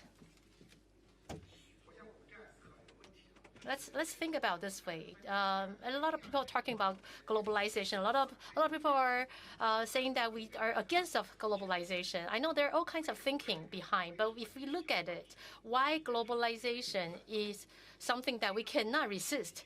First of all, all the enterprises, whether it's U.S. company or American company, European company, they all on this path of globalization. This is an irresistible trend because you have to share the technology, the product with other countries in the world. This is the fundamental economic side of it. And also, we have to look at that during the globalization. There are a lot of technologies that are shared. For example, the information that we're sharing at the moment, all the logistics we're sharing at the moment. This is all providing a very solid foundation for globalizations. So if you want to play silo, it's impossible. This is the second part. Thirdly, and I think maybe the most important factor of all, that is the capital part, the plate of the capital. So the era has come. This is something that we cannot stop. The global talents is another thing. Global knowledge and the global market, it all goes to the place where it's needed the most. So globalization is just not just a nominal term that we're talking about. It has very sound economic fundamentals. You have social and capital fundamentals. Which side you can stop? You can't. So if you can't, it has to move forward. So this is something that I like to share with you first. The second question is that just now we also talk about, and that is why I'd like to share with you a simple concept. When a child was born, a baby was born, parents are very protective. So the government is protecting him. The society also protecting him or her. When he becomes 18, then he becomes adult. Then he can go to the market by himself. So that's why when the enterprise is at early stage, all the governments are protective. So just you talk about America. In America, the new companies are about 12%. And I think when it comes to protectionism policies, it can be understandable. It's understandable. But during the process of growing, this kid will inevitably receiving knowledge or other information or other humility from other people. People are going to teach the child a lot of things. So that's why American companies, they have to interact with other companies in the world, with other resources in the world, information in the world. During this process, then it can become stronger and bigger and develop faster. But so I think in the future, I don't think those IRA policy can completely stop companies to go global or go into international markets, because the company it thrive through competition. It's not thrive through some regulations or some subsidies. The future market, we have the market to decide on the winners. So whether it's the IRF or the Europe's CHIPS law, I think in the future we still are very optimistic. If you can put in enough effort, if you can have enough the right product, this kind of protectionism is a short term. Do you think all this resource nationalism, every country on its own by itself, is slowing down the energy transition, or do you think that's just a short-term thing that will overcome? 它这个思维的发展呢，它总是螺旋式上升，波段式前进的。那技术的 There's a spiral kind of trend. The progression is very slow, but it's steady. For example, in the early this year, we have a new technology. We have the sodium technology. Well, and also we put a lot of investment behind it, and also on the new batteries technology. We actually put in a little bit more money behind that, so to increase the longevity and increase the safety. And then we have a new type of batteries to give you a lower investment, a lower cost. And you can see that the revolution is always consistent. It's always constantly evolving. So in the future, we're able to have EV that runs for very, very, even above 1,000 kilometers. I think we are embracing all this technology. In the future, if we are able to have new technologies and new innovations, we should be able to have this market to be even more thriving. You have a lot of projects. How do you finance all your projects? 资本市场。Capital market, we're IPO market, and also from 2020 we have also started our investment aggressively. We actually also, I think in this part you really have to have strength, to attract those funds. If you were talking about 5 or 6. We're talking about talents. We have about 5,000 or 6,000 of engineering technicians on the battery research. We also have 7,000 patent technologies in the batteries development. So you can see that science is a process of discovery. You have when it comes to innovations, you probably can use science to resolve one issue out of 100. You have enough technicians or scientists, engineers. You can resolve maybe 100 out of 1,000 questions. So you can see that in terms of technology and talents, we are not shy from it. We always put in more investment as much as we could. We are constantly building our value chains in the industry. We have a lot of lithium mines, resources. We also have a lot of connections in Indonesia to get our resources. So we have investment in Morocco. We have also in China domestically to resolve our cost problem. So in the future, a lot of people ask me, in the future, what is the price of batteries will be? I think there are two ways that you can control the cost. One is recycle. Second is to manufacture. If you can do these two things well, you can take lower at least 50% of the cost. I think from 2025, you should be able to achieve that goal. And also, I think a lot of companies are working investing very heavily on storage technology. That is another aspect of recycle the battery. So if you're able to work on these two areas, to recycle as well to manufacture, I think we should be able to get more recognitions from the societies. Go on for hours. Sadly, we're out of time. So thank you very much. Thank you.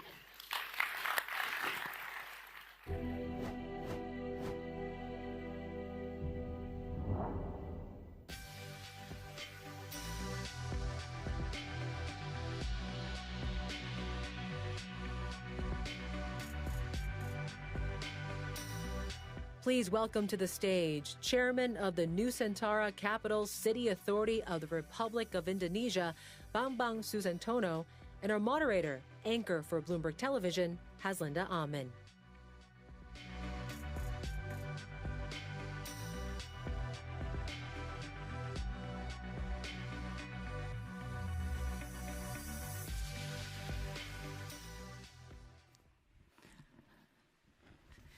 Good morning.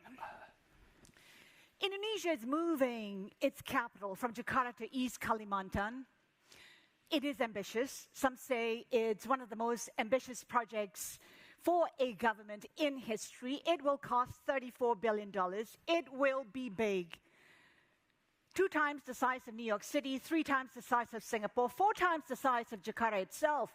It promises to be green, it promises to be inclusive, and it promises to be the most sustainable city in the world. But like all bold, ambitious projects, it's not without controversy. But Bambang, good to have you with us. Thank you, Haslinda. First of all, it is moving its capital, but it chose to be in Kalimantan, which is a 2-hour flight away, about 1,300 kilometers away. Why Kalimantan? The movement of the capital, by the way, is not a standalone policy. It's part of the vision of Indonesia in 2045, when we celebrate our 100 years of our independence. So this is one of the catalysts for us to move beyond the middle-income country and to graduate from it to be a high-income country. That's number one. So if you see on the map, it's on the center of Indonesia, right? And we need also to create another center of economic growth for the future, so that all the economic growth will be equitably shared by Indonesia from east to west, from north to south. Yeah. And another thing is that Jakarta, of course, you know all the problems and challenges of Jakarta and Java, because right now all the economy is dominated by Java, all the people live in Java, and we have to also, to some extent, make some equally distribution of not only population but also the economy. So all in all, we need... The capital is sinking as well. We try to fix that one. But we need another center of economic growth. That's, I think, that the main reason why we moved there. And also a more equitably distribution of wealth in Indonesia. What's the traction you're getting right now? It is a $34 billion project. Where are you in terms of funding? I'm glad to share with you that we are still on the track to achieve our first target in 17th of August 2024, when we will have the ceremony of our Independence Day in Nusantara. Right now, if you go to the field, by the way, I would like to invite any of you to come, because I believe that seeing is believing, right? We are now on the construction, is about 50% already on the infrastructures, such as dam, toll road, and also the VVIP airport. We just had a groundbreaking last week, actually. And glad to share with you that also the private sector has already come. And we expect that until the end of this year. And that's private sector within Indonesia. Within Indonesia, but some of them also working with foreign investors in behind, right? For their source of finance, for example. But if you see the diversity of investment, 4 hospitals so far, about 5 hotels so far, 2 big malls that we would like to have also, 1 equestrian, 1 also private club, football club that would like to move there. So it's not only about infrastructure being building and others. What I would like to emphasize here that we need the people itself, because a city is about the people. So once we can make them very comfortable to live there, so the city not only being livable but also lovable. During our last conversation, we talked about how it's been difficult to attract foreign investors. Have you made progress since then? Are they going further than the LOIs? It's a bit slow than we expect, of course. I must honestly telling you this. Why is that, Pa? I don't know. Some reasons they would like also to see a more detail on their financial calculations, on their feasibility study, for example. It's not like the domestic investor that they can come anytime that they would like to come to visit us in Nusantara. For those who are coming from outside, they need really allocate some time. But some of them right now is progressing very well at this point. We are going to see a PPP in the apartment, for example, on the housing and others. And I do hope that by Q1 2024, we will see some groundbreaking by the foreign investors in Nusantara. And where are they coming from? Would it be like Singapore, Japan, Korea? Yeah. Where are these foreign investors from? I think the 5 largest investors that so far have some process with us is coming from Singapore, from Malaysia, from China, from Korea, and also from Japan. But we receive about 22 countries' interest via their LOI, letter of intent. So we do hope that there will be also some coming, coming. The new capital, of course, is called Nusantara. We talked about how it promises to be the most sustainable city in the world, 100% renewable energy. Where are you with that? Because when we talk about renewable energy within Indonesia, it accounts for 11% currently. What's the progress? What's the plan?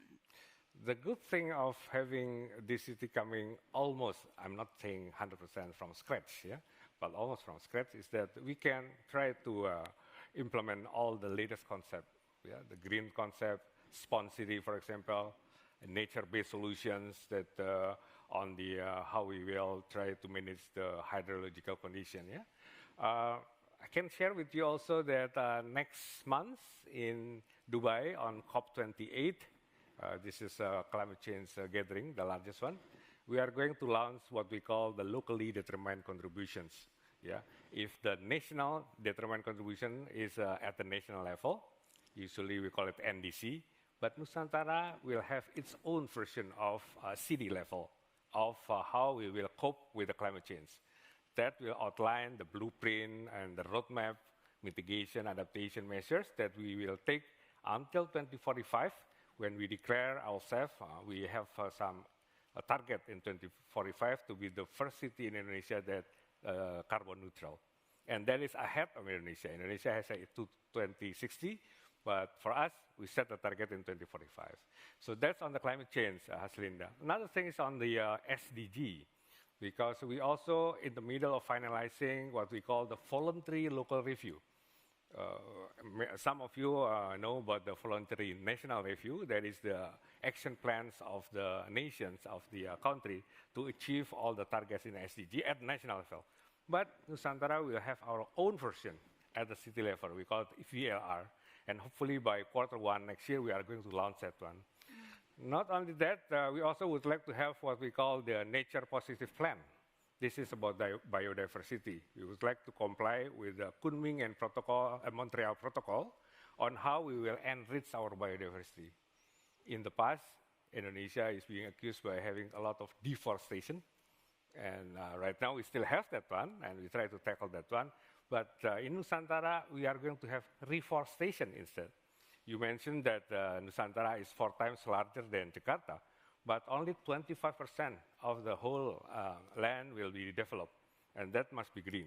So the 65% will be acting as carbon sink. So we can, if we're lucky, go like, Bhutan to have a carbon negative.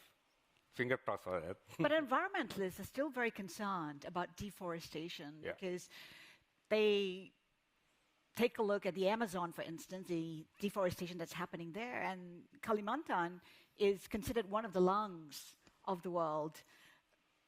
Should they be concerned about it? Yes, that is right.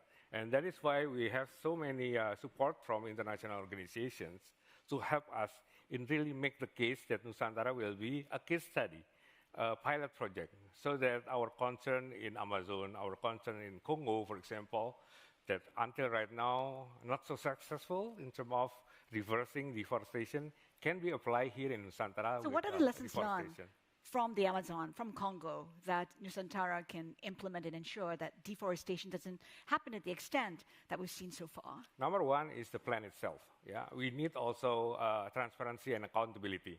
And that is why organizations like WWF, the UN EP, by the way, last week, I received 13 UN bodies to back us up in our plan, not only about the forest, but also about others like women, empowerment and others. But going back to your questions again, there is a hope for everybody, the global community, that by having a good case in Nusantara, it can be replicated as well.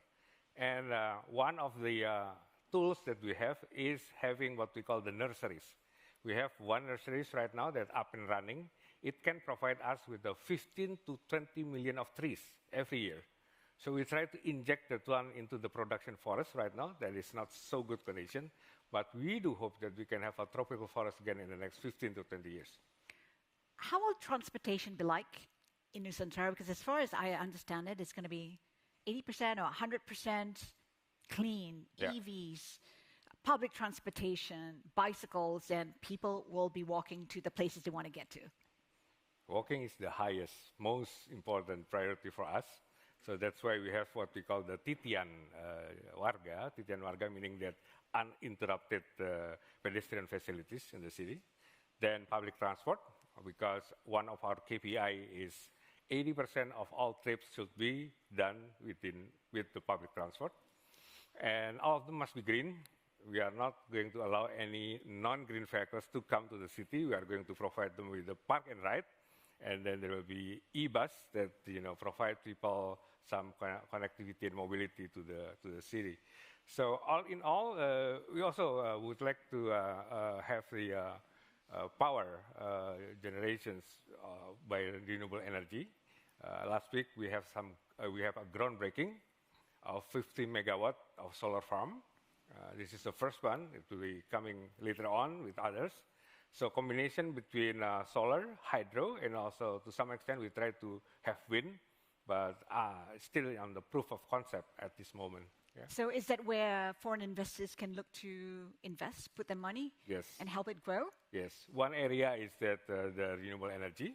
Other area is on the smart city that usually many investors would love to come to develop things in Nusantara, and also in transportation. But in transportation, we are going to have the intelligent transportation system. So everything must be having some sort of like smart transportations with AI, IoT, and we also have some proof of concept with Hyundai Motor Corporation in the Sky Taxi. It's a big drone with 4 passengers that we do hope also provide some connectivity between cities in nearby in Kalimantan. Yeah.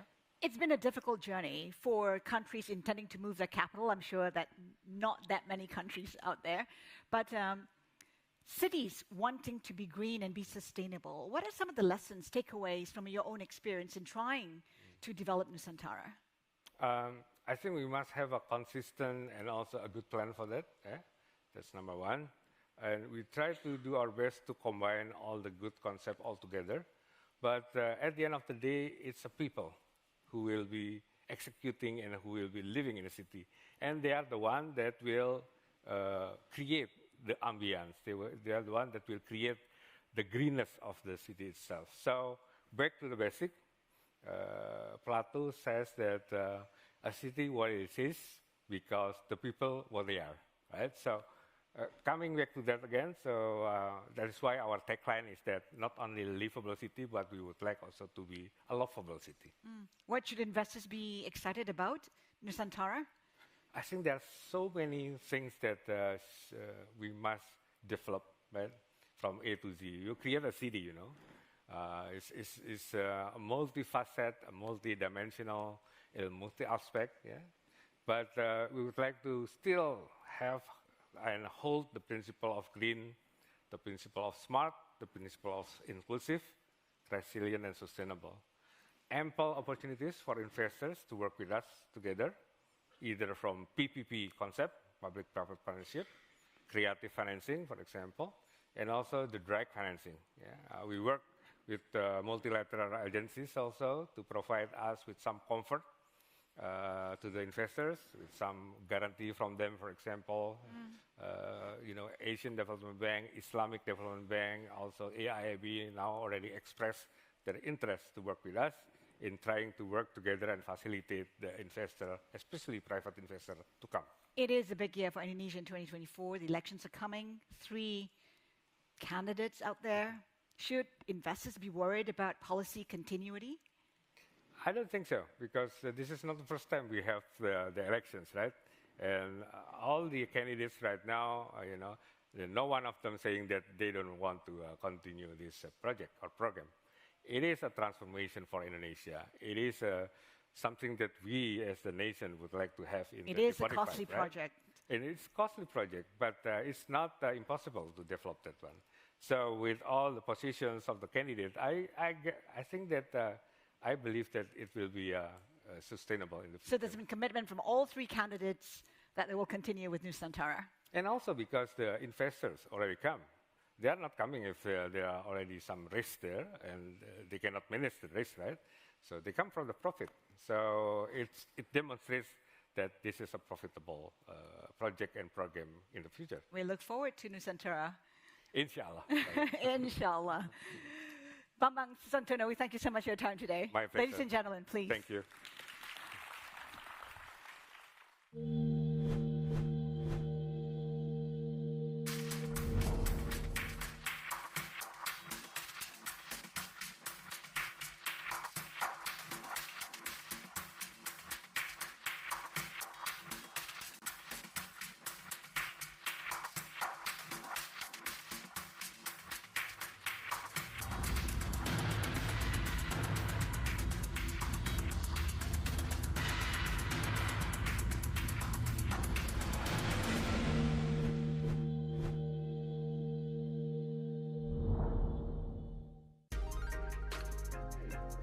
Please welcome our panelists, Group CEO of Swiss Re, Christian Mumenthaler, Minister of Environment, Climate Change and Technology of the Republic of the Maldives, Aminath Shauna, co-founder and CEO of Archerreef, Vrico Yu, and our moderator, anchor for Bloomberg Television, Haslinda Amin.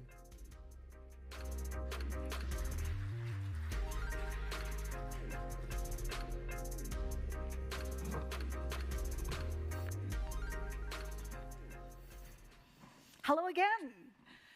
Now, if scientists are right, the Maldives will cease to exist by the end of the century. And that's because the sea levels are rising. The last 8 years were the hottest in history. And the Maldives is made up of 1,200 islands. And it is at risk of sinking. So far, it says it's not waiting for the world to save it, it is adapting. The narrative out there so far has been about how to prevent such issues, less so on adaptation, which is important for countries like the Maldives. So what are the solutions, the innovation that's needed to counter the impact of climate change? Minister, let's start with you. Put in perspective the situation that the Maldives is in right now. Just how bad is it? First of all, thank you for having me here as well. But I think you have very well described the science. The science is so clear. We're 1,200 islands in the middle of the Indian Ocean. Most of our islands are just about 1 meter above sea level. And we are observing sea level rise of 3 to 4 millimeters per year. We are seeing most of our islands are eroding at an alarming rate. Most of our islands are getting flooded during the rainy season, more than we used to see. And the biggest impact that I have seen, even in my own life, is the slow death of our coral reefs, which is the source of income for us, which is the source of protection for us as well. So impacts of climate change is an everyday reality for us. And here comes Rico, who is trying to change all of that, a marine biologist turned entrepreneur. Give us a sense of why you embarked on the journey. Yeah, I'm from Hong Kong, born and raised, and grew up in the 90s. Is that I've seen coral disappear in just 2 months in an urbanized city. And to me, the takeaway is that even in a places like Hong Kong, where it's highly urbanized, we still have some corals that are surviving. And these are likely to be the super corals that are going to survive climate change as well. And the problem is that nature recovery is being outpaced by climate change by so many times. And I think that's also where technology and innovation can come in to accelerate the process before we lost the chance, before the window closed. And Christian, you saw this coming, the sector saw this coming, but nobody listened. Well, I think you summed it up well. I guess we are a different front line, more on the macro side, on the risk side. We insure all insurers in the world, and we see how dramatic the increase was in losses in natural catastrophes and in which parts. And in the 90s, we published a whole publication around climate change is real, it's going to come, it's going to be very dangerous. We talked to numberless bodies over these more than 20 years with very little impact. And only, I think, the last 3 or 4 years have we seen a real change, which in my mind is because everybody starts to see it.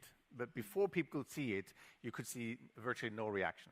We know the mold has talked about how it is not waiting for the world to help it, and you shouldn't. I mean, the talks at COP have been pretty disastrous. Little progress has been made. But what are you doing in terms of adapting? What steps have been taken so far? We have been talking about the impacts of climate change, sea level rise, for decades. In fact, it was the conference of the Small Island Developing States in Mali in 1989 that first called for action, global action on sea level rise and climate change as well. Since then, we have not been waiting for the world to come and save us. We have been adapting in terms of building seawalls. We have been introducing rainwater harvesting in our islands. Every single island in the Maldives has run out of fresh drinking water. So that means we will have to invest in rainwater harvesting programs. We will have to invest in desalination to provide fresh water for us. We're looking into ways of how we can incorporate nature-based solutions as well. And in this regard, we have protected over 50,000 hectares, 13% of our coral reef area in the Maldives. Investing in conservation as well as hard engineering solutions is how we're looking into adapting to it. But in addition to this, for instance, we are a fishing country as well. Investing and looking into how we can sustainably fish from our waters. Every fish in the Maldives is caught one by pole and line fishing. So introducing conservation measures, introducing hard engineering solutions such as coastal protection, and looking into ways of how we can incorporate sustainable fisheries. And also our mitigation efforts is partly adaptation as well, because 10% of our GDP is spent on importing and fossil fuels. So we have a target to reach net zero by 2030, and currently 13% of our peak demand is coming from the most available source of energy, which is sunshine in abundance that we have in the Maldives. So running our economy on the sun is investing in our adaptation as well, because that saves us millions of dollars for us to be able to reinvest in healthcare, for us to be able to reinvest in education, and that for us is also adaptation. And Rico, you're using technology to revive coral reefs. Give us a sense of what the technology does and what exactly you do. To mitigate and to restore the coral reefs that we have lost in the last 30 years. And in fact, we have already lost 50% of the global reefs in the last 2 decades. And we are already on the track to lose up to 90%. And to counteract that, and that's what we were trying to do here, is to combine technology to accelerate the process. And as a scientist by training, I know that there are so many technologies and solutions that are being tested at a minimal scale, but those are possible, viable solutions that we can bring it from the laboratories and apply it to the real world. And the question is, how do we bridge that gap? And that is where stakeholders will have to come together. Scientists will have to speak the language that everybody can understand. The policymakers and the financial institutions will understand the urgency and the potential impact and benefits that we can have in accelerating and investing in technologies like this. One solution that I think when it comes to nature tech specifically, it is not just about one solution that fixes coral. It's also about an entire chain that's needed, from achieving net zero. How do we cut down carbon emission in the first place to reduce the threat that kills coral in the first place? How do we go beyond net zero and achieve a nature-positive future? How do we adopt nature-based solutions for active restoration to win this game? And more importantly, how do we keep this model sustainable? And historically, conservation has been quite restricted to academics, governments, and conservationists. And if we need to accelerate the process, we have to be inclusive. And that's go back to the point that we have to standardize impact and put a common language on that. And I think in this case, carbon credit could be one option and one tool that bring everybody together to make sure that we are on the same track. But talk to us about that 3D technology that you use to revive the corals. Yes. So we adopt 3D printing reef tiles, and it's the world's first 3D printed reef tiles that's made from clay. And our solution from there used the technology to create this coral-centric solution that are able to secure coral survivorship up to 95% after 3 years, and which is at least 4 times higher than the traditional methods. And the technology doesn't just stop there. We combine the idea of 3D printing, biomimicry, material science, marine biology, and going down to root is also about how do we adopt technology to quantify the impact in a systematic way. And that is also where others' technology, like metagenomics or geospatial data, comes together. Christian, when it comes to the insurance, reinsurance industry, I mean, it's getting really complicated to price climate change. Give us a sense of the challenges you face. Yeah, so it's hugely challenging. We have a group of 50 scientists on the weather model front, and I think looking back, they would say that even though we talked about climate change and we tried to model it, we mostly failed because it's so complicated, non-linear. There's effects happening one place that are unexpected, etc. So we had to mostly retroactively adapt the models. And if you look at what we had to adapt over the last few years, is mostly what we call secondary perils. So it's the drought models had to be changed, flood models had to be changed, fires. Some of the things we had not expected, they have, let's say, doubled. The risk has doubled, and the models had to be adapted, which leads to higher prices.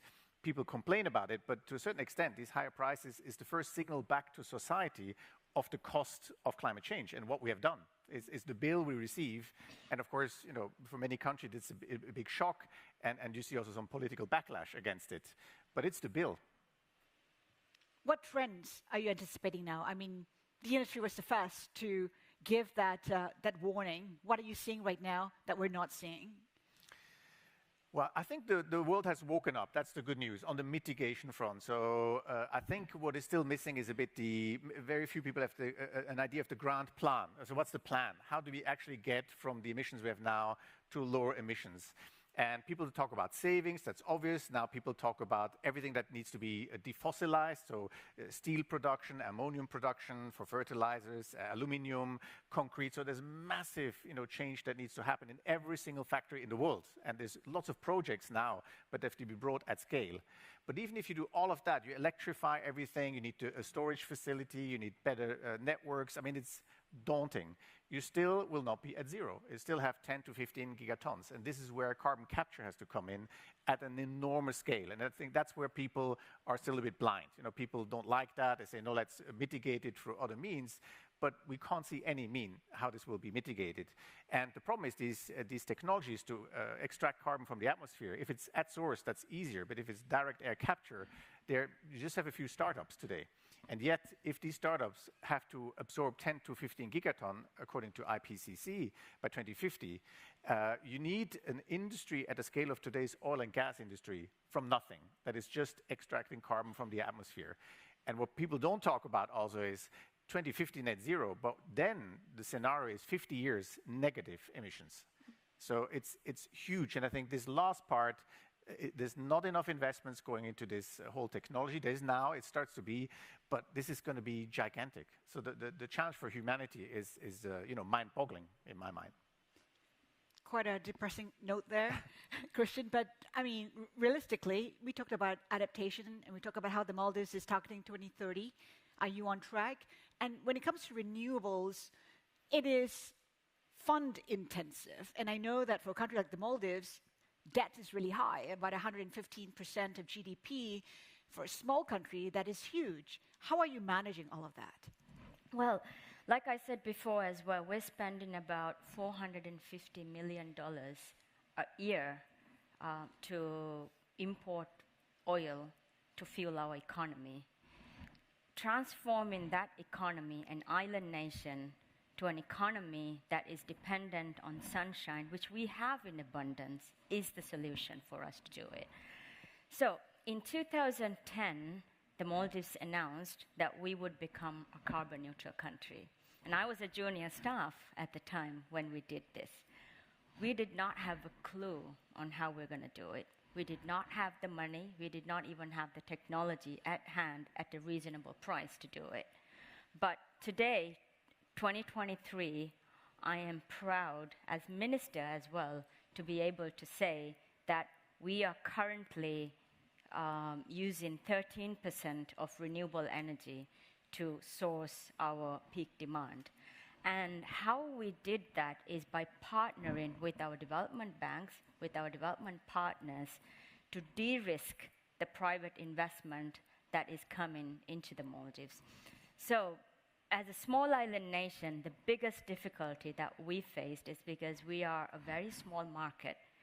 So initially, the private sector would say no to doing it because it's so small, it's not enough to do it. But by the World Bank providing a de-risking facility, the private investors flow in. And today, the diesel price of producing electricity is 37 cents per kilowatt hour. But we have 3 contracts signed with investors, and the lowest price that we have received is 9 cents per kilowatt hour. And that's the kind of blended financing we need for small islands, because it's a very different scenario for our countries. And I think there is appetite for this from the private sector, and what development banks really need to do and the public sector finance need to do is de-risk it. And it's a no-brainer because it is not a risk to provide electricity for countries like ours. And that, to me, is also investing in our adaptation. Yes, the Maldives' contribution to global climate change is 0.003%, but if we can reduce our electricity prices by 3 times, that's investing in our adaptation and helping our public finance and giving us the fiscal space to be able to adapt in time as well. Frico, in terms of technology out there, how encouraged are you that technology is going to help us counter the impact from climate? What are you seeing? Yeah, I think technology itself is ready. Again, with these big data, for example, geospatial data, now we have more precise prediction on what's going to happen and when. And the question is, how do we drive down to action? And I think on that front, technology readiness is there. The question is, how do we come up with the elements that's needed to create a nature-based solution that's going to be specific to the country, to the area that we want to restore, and the habitats that we are targeting to restore.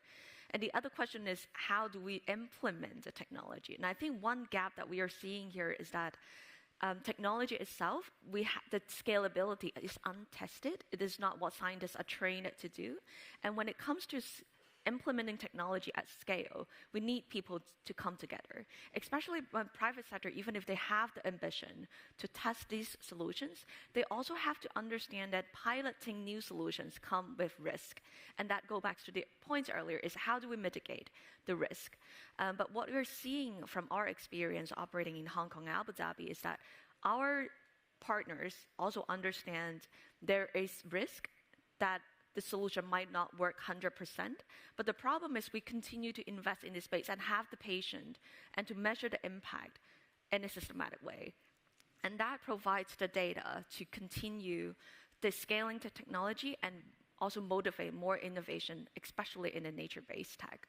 And the cost, Christian, I read some reports suggesting that the cost of natural catastrophe, it'll be normal to see it at the range of $100 billion a year. Is that the sense you're getting, or are we looking at more, perhaps? Well, the new norm is 100 billion, but it's going to get higher. Also because of concentration of values in dangerous places. You know, people generally go towards the coastal lines, etc. So, yeah, that has been a trend. It's growing 7 to 9% per annum. This is what worries you the most? I mean, why do you think it's likely to go higher? What are you seeing in Europe, in Asia, and which region are you worried most? I have to say a bit everywhere. We see it really everywhere. It's taking different forms. It's very hard to predict because it's highly nonlinear. So it's actually quite scary. There could be tipping points we talk about. I mean, so far everything has been linear, so it still follows the model. But maybe suddenly we have a world that's not in equilibrium anymore. I don't want to be Mr. Doom here, right? But I'm just saying I think it's really important that we all understand the seriousness of the situation, and I would counter this with some positive energy. Of course, we see this.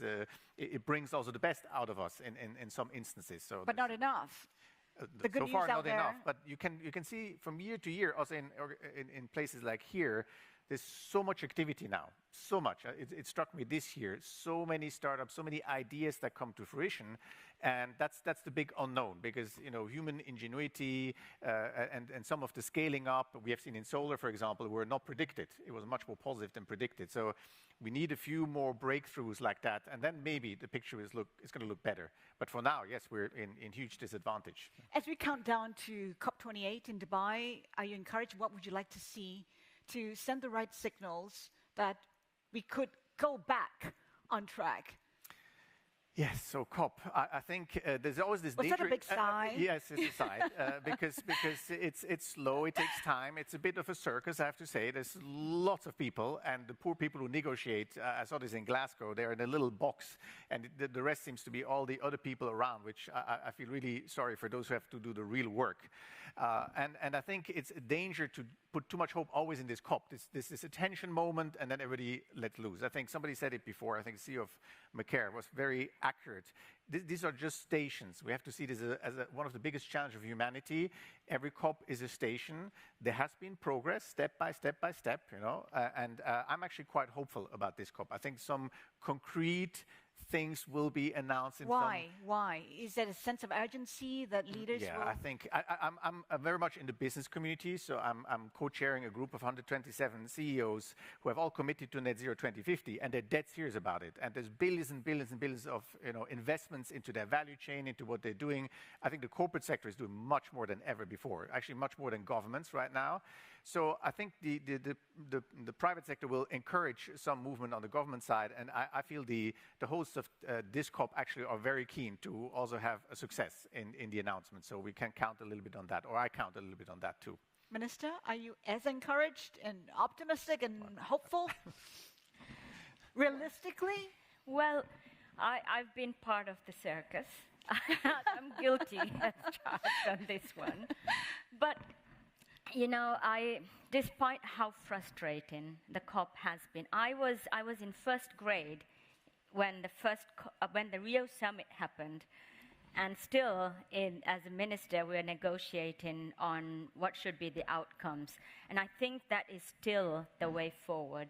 I do believe the process is really important for us to have a global, legally binding treaty on climate change. And that's the only way we will be able to monitor and effectively implement our targets on there is no choice as a Maldivian to say it has to be under 1.5 degrees Celsius. And for us, it is a matter of survival as well. If it goes beyond if it overshoots 1.5, we are really talking about serious consequences for people like us. My expectation from COP28 is I hope that we are able to maintain the trust between the developing and the developed countries, because that is so crucial for this process to continue. And the legitimacy of this depends on the trust that we have. And to do that, we absolutely have to reach the 100 billion goal in COP28. And it is absolutely necessary that we are able to establish the fund, the loss and damage fund.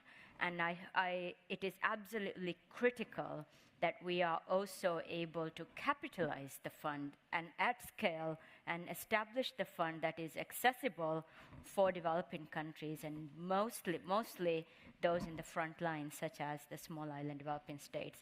GST is an important issue that will be discussed in COP28, and I know that we all know that we're way behind all the targets, and I hope that we agree that revised and reviewed NDCs will be submitted that will keep us on track and course correct to keep global temperatures below 1.5.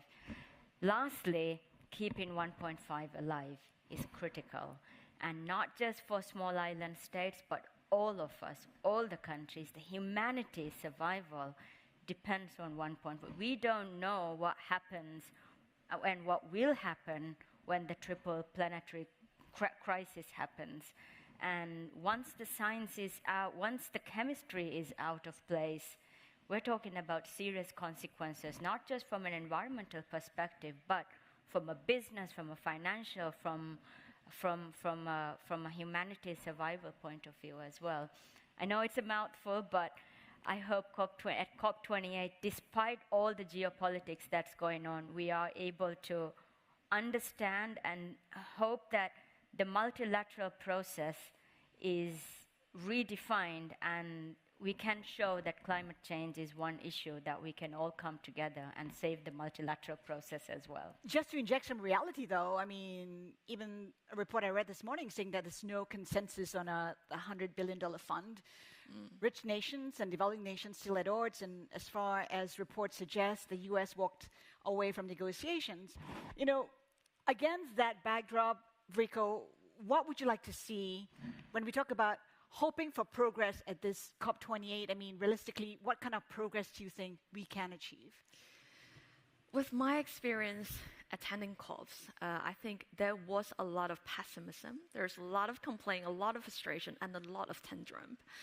What I've been seeing this year is that we know that there's a lot of discussions, forums, that is pre-COP28, that we are hoping that this is going to be a COP of action. And I am hopeful for that, because at least at this point, we agree that we have failed.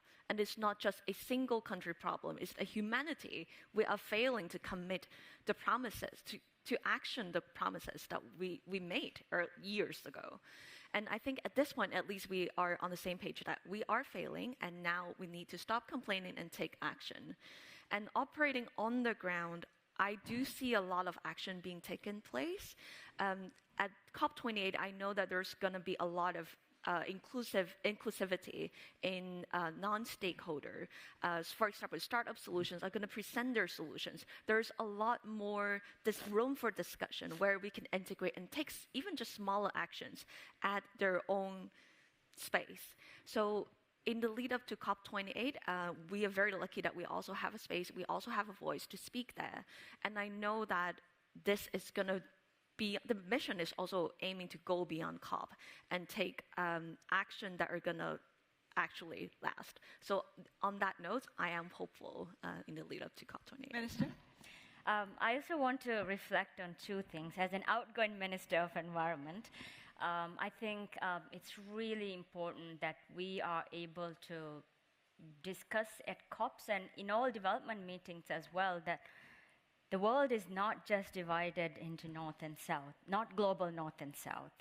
When it comes to issues like climate change, we have to find ways to discuss these issues at a more broader level. And we have to redefine development and climate change and how we address it, not in terms of global North and global South. So we have to be able to have a decent conversation and agree on how we contribute to it and how we address it from a global perspective. That one is that. The other is that the COP process have to be able to link with other processes as well, such as the global trade negotiations, global fishing negotiations, all kinds of things, because it does affect what's happening in COP and what's decided in COP. For instance, what the IMO decides is really affecting what we decide, what we want to reach as a global temperature goal as well. So this has to be really linked, and we have to be able to bring in other processes in making these decisions as well, such as the reform of the World Bank and the IMF and the IFIs, and the role of the SG has to be linked into the decisions that we make at COP as well. And Christian, we talk about redefining. How is climate redefining your sector? Well, I think... And how is it protecting itself against all these costs that you're likely to face? So, I mean, purely from an insurance or reinsurance industry, it can react by, adapting models, prices. It can choose to write business or not. So a lot of our worries is not so much for the insurance sector, which sort of has choices, but more from what we see. We're at the front line of seeing some of these changes, and that's really what motivates me, and that's why I'm engaged in that field. As a takeaway, final word, call to action. We have 2 minutes. Happy to get your thoughts on that. Yeah, I think the first thing is I think it's super important that we understand how challenging it is. If people say it's just a bit of solar and it's solved, that's not helpful. It's the biggest challenge humanity has ever done. It's like a human body. Everything we've done is grown on fossil fuels, and now we want to replace the blood system, and we want to stay alive at the same time. So it's a hugely challenging thing. We all have to realize that. And then I think to change this, we need to work across value chains and across sectors, and the private public sector is really important, because lots of things you have to do at the same time. If you want to have hydrogen economy, you need everything at the same time. You cannot just do one thing and then the rest is not ready. So it really will demand a different level of cooperation in the world, as we just heard, than what we have today. And the realization that things are connected, and that you have early movers that need to pay for some of the higher costs, for the cost curve to come down and things like that. So the more we educate ourselves about the problem, I think the more effective we'll all be in playing our role in this change. And the one thing that governments need to do right now is? Oh, it's like many things, but I think price for carbon, which is very hard to do. I think their own procurement system could be green. It's not, right? It would be very easy. It's a huge amount of money that they procure to give signals in the organization. Creating common standards would be really important, because every country comes up with new standards, so it's very difficult for the business environments to operate in. And then I think investing in new technologies like carbon capture, which is very difficult for the private sector initially. So much more investments also in new technologies. Minister, call to action? My biggest ask from all governments, from businesses, is keeping 1.5 alive. And that is for me to be able to continue to live in my islands. I don't want to be a climate refugee. I don't want my daughter to be a climate refugee. And for us to be able to continue to live on these islands, keeping 1.5 alive is absolutely critical. And this can be done. Because we saw during COVID, trillions of dollars were unlocked to address the health crisis, public health crisis. We saw technology emerge and we developed vaccines in just 6 months. Finance is there, technology is there.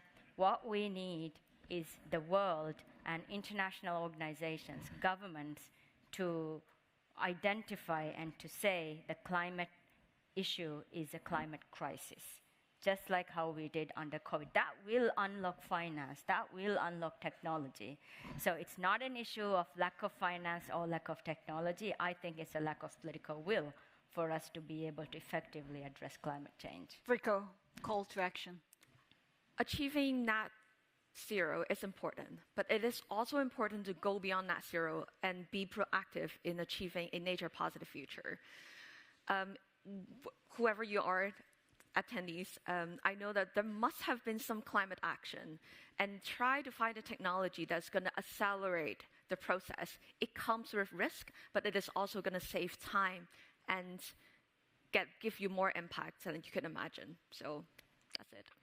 Rico, Minister, Christian, thank you so much for your insights today. Ladies and gentlemen, please.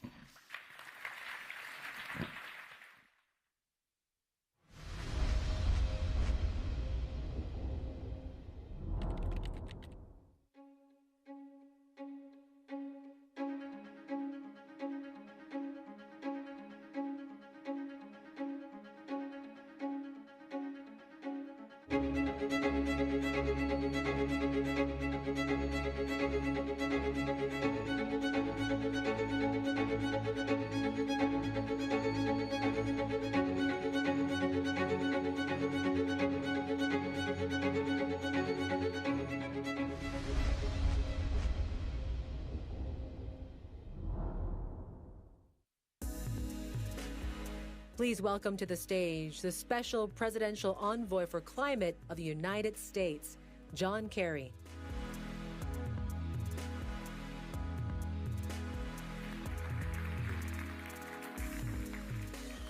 Good morning, everybody. Thank you very much for the privilege of being here at the Bloomberg New Economy Forum. And I'm very grateful for the invitation to be able to share some thoughts with you here today. It's an important time. And I want to thank Mike Bloomberg for his extraordinary leadership over a long period of time. He's really been tremendous, and particularly helping us to close some coal plants in the United States. It's fun and nice. I just flew in this morning. I fly out tomorrow, unfortunately, but it's great to be in Singapore, where I worked very closely way back when with Lee Kuan Yew, which I'm dating myself, I know, and all the way through to the current Prime Minister's son, who is terrific, and I'll visit with later. But it's good for me to be able to have an opportunity to lay out my thoughts and share with you the importance of COP28 and what's going to be happening, the Conference of the Parties, COP28. And you can cut it either way. The 28 is we're serious in staying at it, but the other way is why the hell is it taking you 28 to get where we are? I have been doing this for a long time. I was there in the United States Senate when, in a warm June day of 1988, Dr. James Hansen became the very first scientist to testify as to what was happening, and he warned us then about the dangers of a warming planet. I was there for the Rio Conference, the first Earth Summit in 1992, where George H.W. Bush came and signed an agreement. And I have been there for countless COPs in between, including Kyoto and Copenhagen and Paris and so forth. I've had the privilege of leading the negotiations in Paris and in Glasgow and in Sharm el-Sheikh, and I will be doing so again in 3 weeks in Dubai. I also had a chance to do it as a senator, chairman of the Foreign Relations Committee, and also as a Secretary of State. And now as Special Envoy, a job President Biden decided to create because he is really serious about this issue, and he has shown tremendous leadership, which we can chat about a little bit in the course of the morning. I can tell you from experience, without the least bit of exaggeration, that COP28 may turn out to be one of the most important that we have had for a number of different reasons. Oil and gas, we hope, will be at the table, and that's critical because we can't win the battle without it. but also because so much is happening right before our eyes that we understand is happening, which as human beings, we've got to learn how to connect the dots between what we see in science and empirical evidence every day and what is happening to the planet. So we're in a new stage, in my judgment. And after a summer of nonstop storms across the United States, storms which are exacerbated because you have more moisture rising from the ocean because it's warmer. So, you know, we don't have to wait around for a new logarithm or a rocket science equation to be solved. You know, we're not waiting for Goodwill Hunting, you know, for Matt Damon to come in and put it up on the board. That's not what's going on, folks. And all across Canada, Europe, in Russia, Australia, massive fires because of the relationship of mass storms creating more brush to burn and so forth. Out of control flooding in Africa, crop-killing droughts in Asia, record temperatures around the world. Every day you wake up, oh, it's a record heat day. And I got news for you. This year is going to be worse than last year, or I could frame it as last year was better than this year. And next year, unfortunately, is going to be worse than this year. That's just what's baked in now, cooked, because of the amount of greenhouse gas still rising and that has already been put up in the atmosphere. So COP28 is absolutely critical to open up the opportunity to keep 1.5 degrees alive, which we just heard emphasized in the last panel. It's outlined in the Paris Agreement where it says well below 2 degrees or 1.5, strive to reach it. But I've got a news for you. Well below 2 degrees ain't 1.9 or 1.8. It's somewhere in the vicinity of 1.5, obviously. So we came up with an agreement in Paris that has the ability to engage the very first review of the parties to the agreement.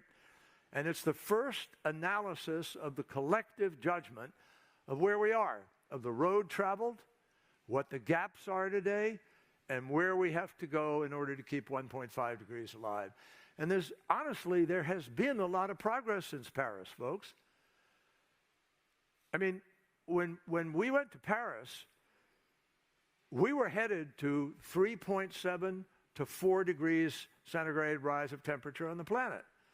And because of Paris, and because of NDCs, nationally determined contributions that are required by the Paris Agreement, we're now in a place where we are, according to the IEA, at about 2.5 degrees right now. But if all the promises of Glasgow were fulfilled, and all the promises of Sharm el-Sheikh are fulfilled, we would be at 1.8 degrees or 1.7 degrees by 2050. What does that say, and should say to all of you, it says it to me, is we can win. This is actually winnable. But only if we do the things we promised to do, and only if we deploy the renewables and the other technologies that we need to effect this transformation. Now, a second mandated COP28 outcome is the establishment of arrangements to be able to address the loss and damage fund. And obviously, addressing loss and damage is a critical component because of the fairness challenge. And we can all see that in the last weeks, we came to an agreement sort of on the fundamental outlines of that fund. And the United States is really pleased that the Transitional Committee, which we worked on, has kind of formulated it. So I hope we're going to avoid an implosion in Dubai because we now have agreed, all of us, Global North and Global South, on the way in which we can manage this fund. In addition, the world needs to accelerate the effort around the world for people to be able to adapt. And adaptation has become a far more important ingredient because more and more people are dying and being affected by the change of their ability to keep their crops and so forth. And I'm happy to report that the United States has stepped up under President Biden's leadership on this. He has set a goal of 50 to 52% reduction in emissions. We have committed to that. The Inflation Reduction Act, which is a tax credit offering, as you know, has had a profound impact on accelerating massive amount of investment in new technologies, green hydrogen, battery storage, direct air carbon capture, a whole lot of different things. And so we're actually on a track. Now, I'm going to wrap up very quickly here. In addition to the mandates, the U.S. has created a bunch of initiatives that are not required by the COP, but we've done it. And it's a measure of President Biden's leadership on this. We have actually, and not in an effort to avoid responsibility for living up to the 1.5 and the COP. That's paramount. That is the North Star. That's the centerpiece. 1.5 degrees, the COP agreement, and the COP decision. But everything we have done in these sidebar events, we believe raise ambition. We have a first movers coalition.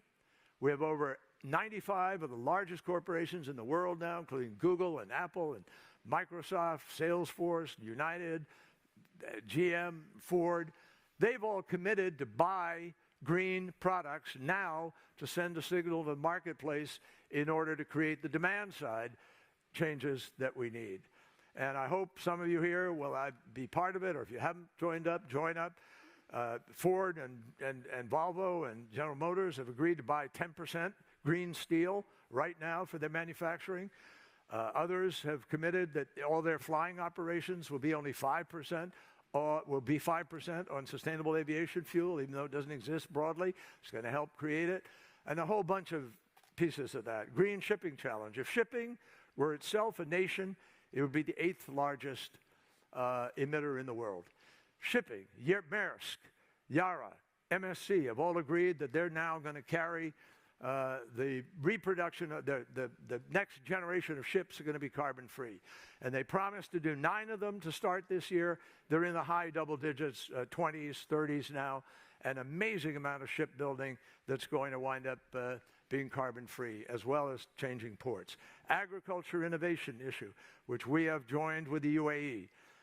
I'm working on the creation of a new mechanism, a new finance instrument within the framework of the voluntary carbon markets called the ETA, the Energy Transition Accelerator.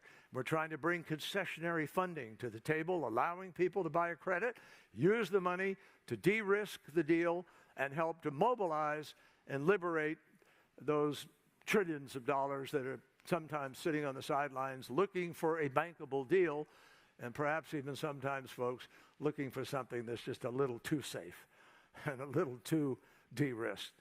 So we got to be reasonable on both sides of this coin going forward. Final thing, I have learned that it's hard for people to take this on board completely. It sounds a little ethereal. It sounds like it's out there. We got Ukraine. We've got what's happening in Gaza and the Middle East and the fragility of many parts of the world, hunger, disease, Africa, water challenges. We have a lot of challenges right now. But they're all mostly human-induced. Not all, but mostly. Which means they can be human-solved. And what we need to do is make sure we are doing the things we promised to do, following the science, listening to the evidence. We have no room anymore in any part of the world for the procrastination and delay that we have seen from some in politics. And no politician could turn back what is happening now. Believe me, Ford and General Motors, these people who have changed their factories, invested billions, they're not going back to internal combustion engine cars, folks. And I promise you this, we will wind up with, sometime in this century, a low-carbon, no-carbon economy. That's certain. What is not certain is that we will wind up there with the speed necessary to avoid the worst consequences of this crisis, which have been again and again sent to us in massive warning signals by the IPCC and scientists around the world. So with that note, let's get into the Q&A, and I look forward to hearing some thoughts with you. Thank you.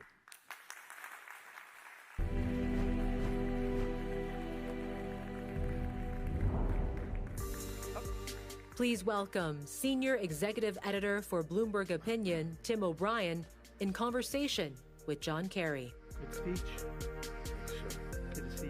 little long, I apologize. No, it was very crisp, very pointed. Thank you for being with us today, Secretary Kerry. Glad to be with you. So you came to us from Sunnylands, an ironically named location when we're talking about climate change. You met with representatives of the PRC. What can you tell us about how serious they are about making new commitments to climate change, and in light of an upcoming meeting between Presidents Xi and Biden next week? Well, hopefully in the next hours, next couple of days, we will be releasing the results of 4 days of discussions at Sunnylands. But the Chinese delegation and the Xi Jinping, who I've known for 25 years or so, is my counterpart, their climate envoy. And they were serious. And we had some tough conversations. We had a few moments where, as in any negotiation, you think it's all despair and you're not going to get there. I think it was George Mitchell who said that doing Northern Ireland was 700 days of failure and 1 day of success. That's how a negotiation works. And so we did come up with some very solid understandings and agreements which will help the COP and will also put us both in a place where we can help the world by focusing on more renewables and other kinds of things. But I can't go into any details until we sort of have the whole thing cleared by both sides. But China, like India, is continuing to build coal-fired plants. They're behind on their commitments. The U.S. is behind. They're actually breaching what we think are healthy commitments. The U.S., South Korea, and Japan are behind in their commitments. The EU and the U.K. are, I think, best in class when we look at those things. Is China going to do an about-face on coal-fired plants? Is China going to commit more money to the Loss and Damage Fund? Are there going to be any of those kind of specifics coming out of the conversations you had in Sunnylands, or the conversations that are coming next week? Well, it's very possible that with the agreement we reached working on the loss and damage question, that fund will be open to anybody contributing to it who's able and capable. And I suspect the pressures for a lot of countries to be involved in this are going to be quite considerable. We are very clear that it has nothing to do with compensation or liability. There is restated again and again, no legal opening there for somebody to make that argument. This is a voluntary, open effort to try to help people who are in help. The island states, for instance, vulnerable countries, Bangladesh and others, we need to be able to help them. The developed world has a particular responsibility in many ways, in my judgment, President Biden's judgment, and that is why he has hosted 3 times now the global community with respect to the major economies of the world. 20 countries, 20 of the major economies of the world equal almost 80% of all the emissions. You don't solve this problem if you don't have all 20 working hard to reduce their emissions and to wean themselves from coal. Now, we are leading a movement right now across the globe to have no more permitting of any unabated coal-fired power plant anywhere in the world. And that is the only way we will get there and live up to the 1.5, folks. Now, China does have about 360 gigawatts of coal on the pipeline, but their argument to us, at least at this point in time, and I'm not defending it at this point, I have some disagreements, is that they're trying very hard to move away. They're deploying a massive amount of renewables, folks. China right now is building and deploying more renewables than the rest of the world put together. So if we can harness that deployment, you will automatically begin to make emissions come down and reverse the trend we're making. But they're saying that those new plants, which will replace the old ones, which are not abated, are critical, technology and much cleaner than before. I learned after 30 years in the U.S. Senate and voting for some of our clean energy projects in the United States, there's no such thing as clean coal, and it's not about to happen. So we really have to move forward on the coal front. But I'm convinced that China... But you're not expecting anything surprising out of them on coal? Well, you wait and see. I think we'll you know. And what about commitments? We do have some things that we talked about, which I think we found some agreement on with respect to reducing emissions and the direction we have to go, and I'm hopeful about that. And their commitment to the loss and damage fund? Do you expect them to put a I monetary figure haven't heard on it? anything from them at this point, but we're not lobbying that right now. We're working on getting these other things lined up for the COP, which begins in 3 weeks. May have upwards of 100,000 people there. It'll be massive. A huge amount of technology on the table. Look, this is the largest market, folks. You all are here for business. I mean, you're listening about business. You're trying to figure out where's the world going and all of this. We don't survive if we don't move to make this transition. I mean, we'll survive. If you're a rich country, you'll particularly be able to survive. So the planet changes, not everything. Although the business will change, as supply chains are disrupted, as assets that you measure today at X, Y, or Z value, they're not going to be that value in the future. I mean, we're already seeing insurance companies in the United States declining to insure people in Florida, Texas, other states. And assets will change in their value as that grows going forward. And hopefully, we will have standards put out with respect to disclosure and responsibility for the future. It is irresponsible to be funding or building a coal-fired power plant anywhere in the world. And who is allowed to get away with doing that when it is not the only option for what we could be doing? So we got to get serious here. I mean, I am really up to here with the business as usual that is pervading places all around the world, including sometimes even in my country, and I understand that. So we have to move away from some new production and look at the alternatives. I've sat with CEOs of the major companies. We're trying to enlist them to help us with methane. Methane is now, if there ever was a global, international, existential crisis, methane, folks. Methane is 80 to 100 times more destructive than CO2 in its early years. In its later years, it's still 20 times more. It averages out at about 20 times in the future. And you can see in the tundra in Siberia and northern Russia, you can see it in Alaska, you can see it in any Arctic area where the permafrost is thawing. And as the permafrost thaws, this mighty destructive super pollutant is released after being contained for 40,000 years or so, and it's called, fugitive gas. And unless we have an ability to be able to stop that or tap that, so we've started a methane pledge. We did this in Glasgow. We started with 20 countries and now have 155 countries, all committed to try to rein in methane. Methane is responsible for 50% of the warming of the planet, but it only gets about 1 to maybe 2% of all the climate expenditures in the world. It's crazy. So, and we have companies that are still flaring. Some of you may own some of them or be responsible for them. Flaring, burning money, and being irresponsible about climate crisis. And why do I say that? I went to Mexico. I met 8 times with President AMLO this last year because Mexico has a really amazing constellation of possibilities. It has amazing geothermal. It has active volcanoes. And our drilling capacity, our knowledge of how to convert that heat into energy and do things with it is enormous. They have hydro. They have wind in the Pacific and the Gulf. They have amazing amount of sun. So if we could, if Mexico could become a powerhouse energy provider to the islands in the Caribbean that are desperate about how they're going to get their power, they don't have the space for solar.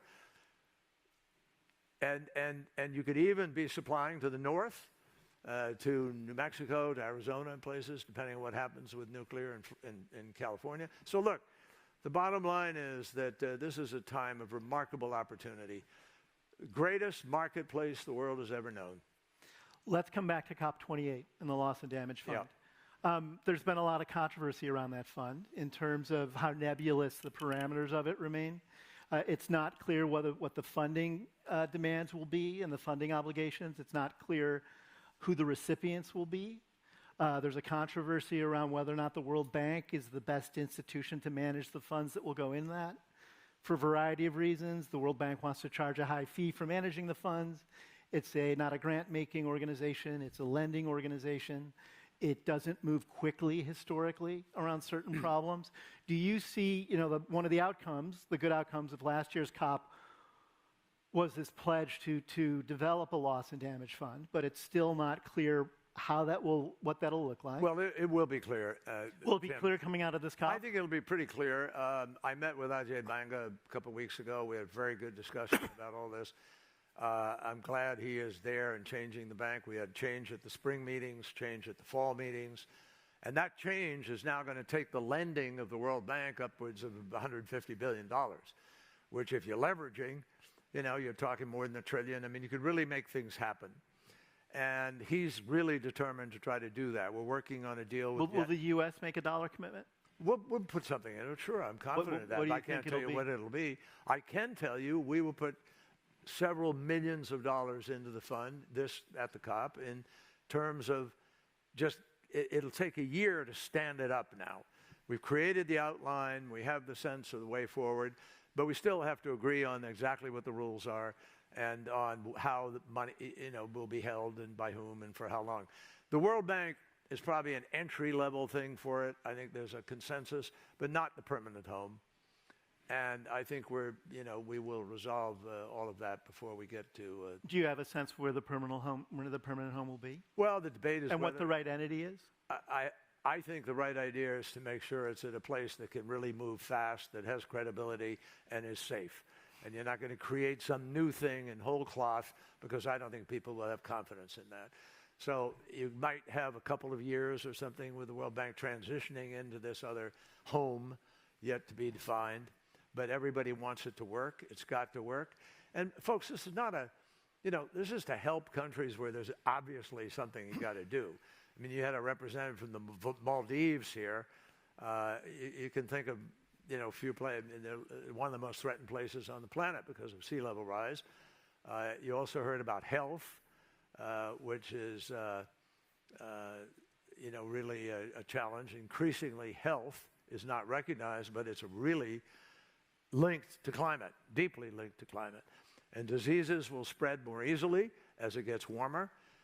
You have beetles and predators that are living longer. They used to die. They don't now as a result of it not getting cold. So there's just huge downstream consequences. Now, are they manageable? Sure, in certain ways, but it costs money.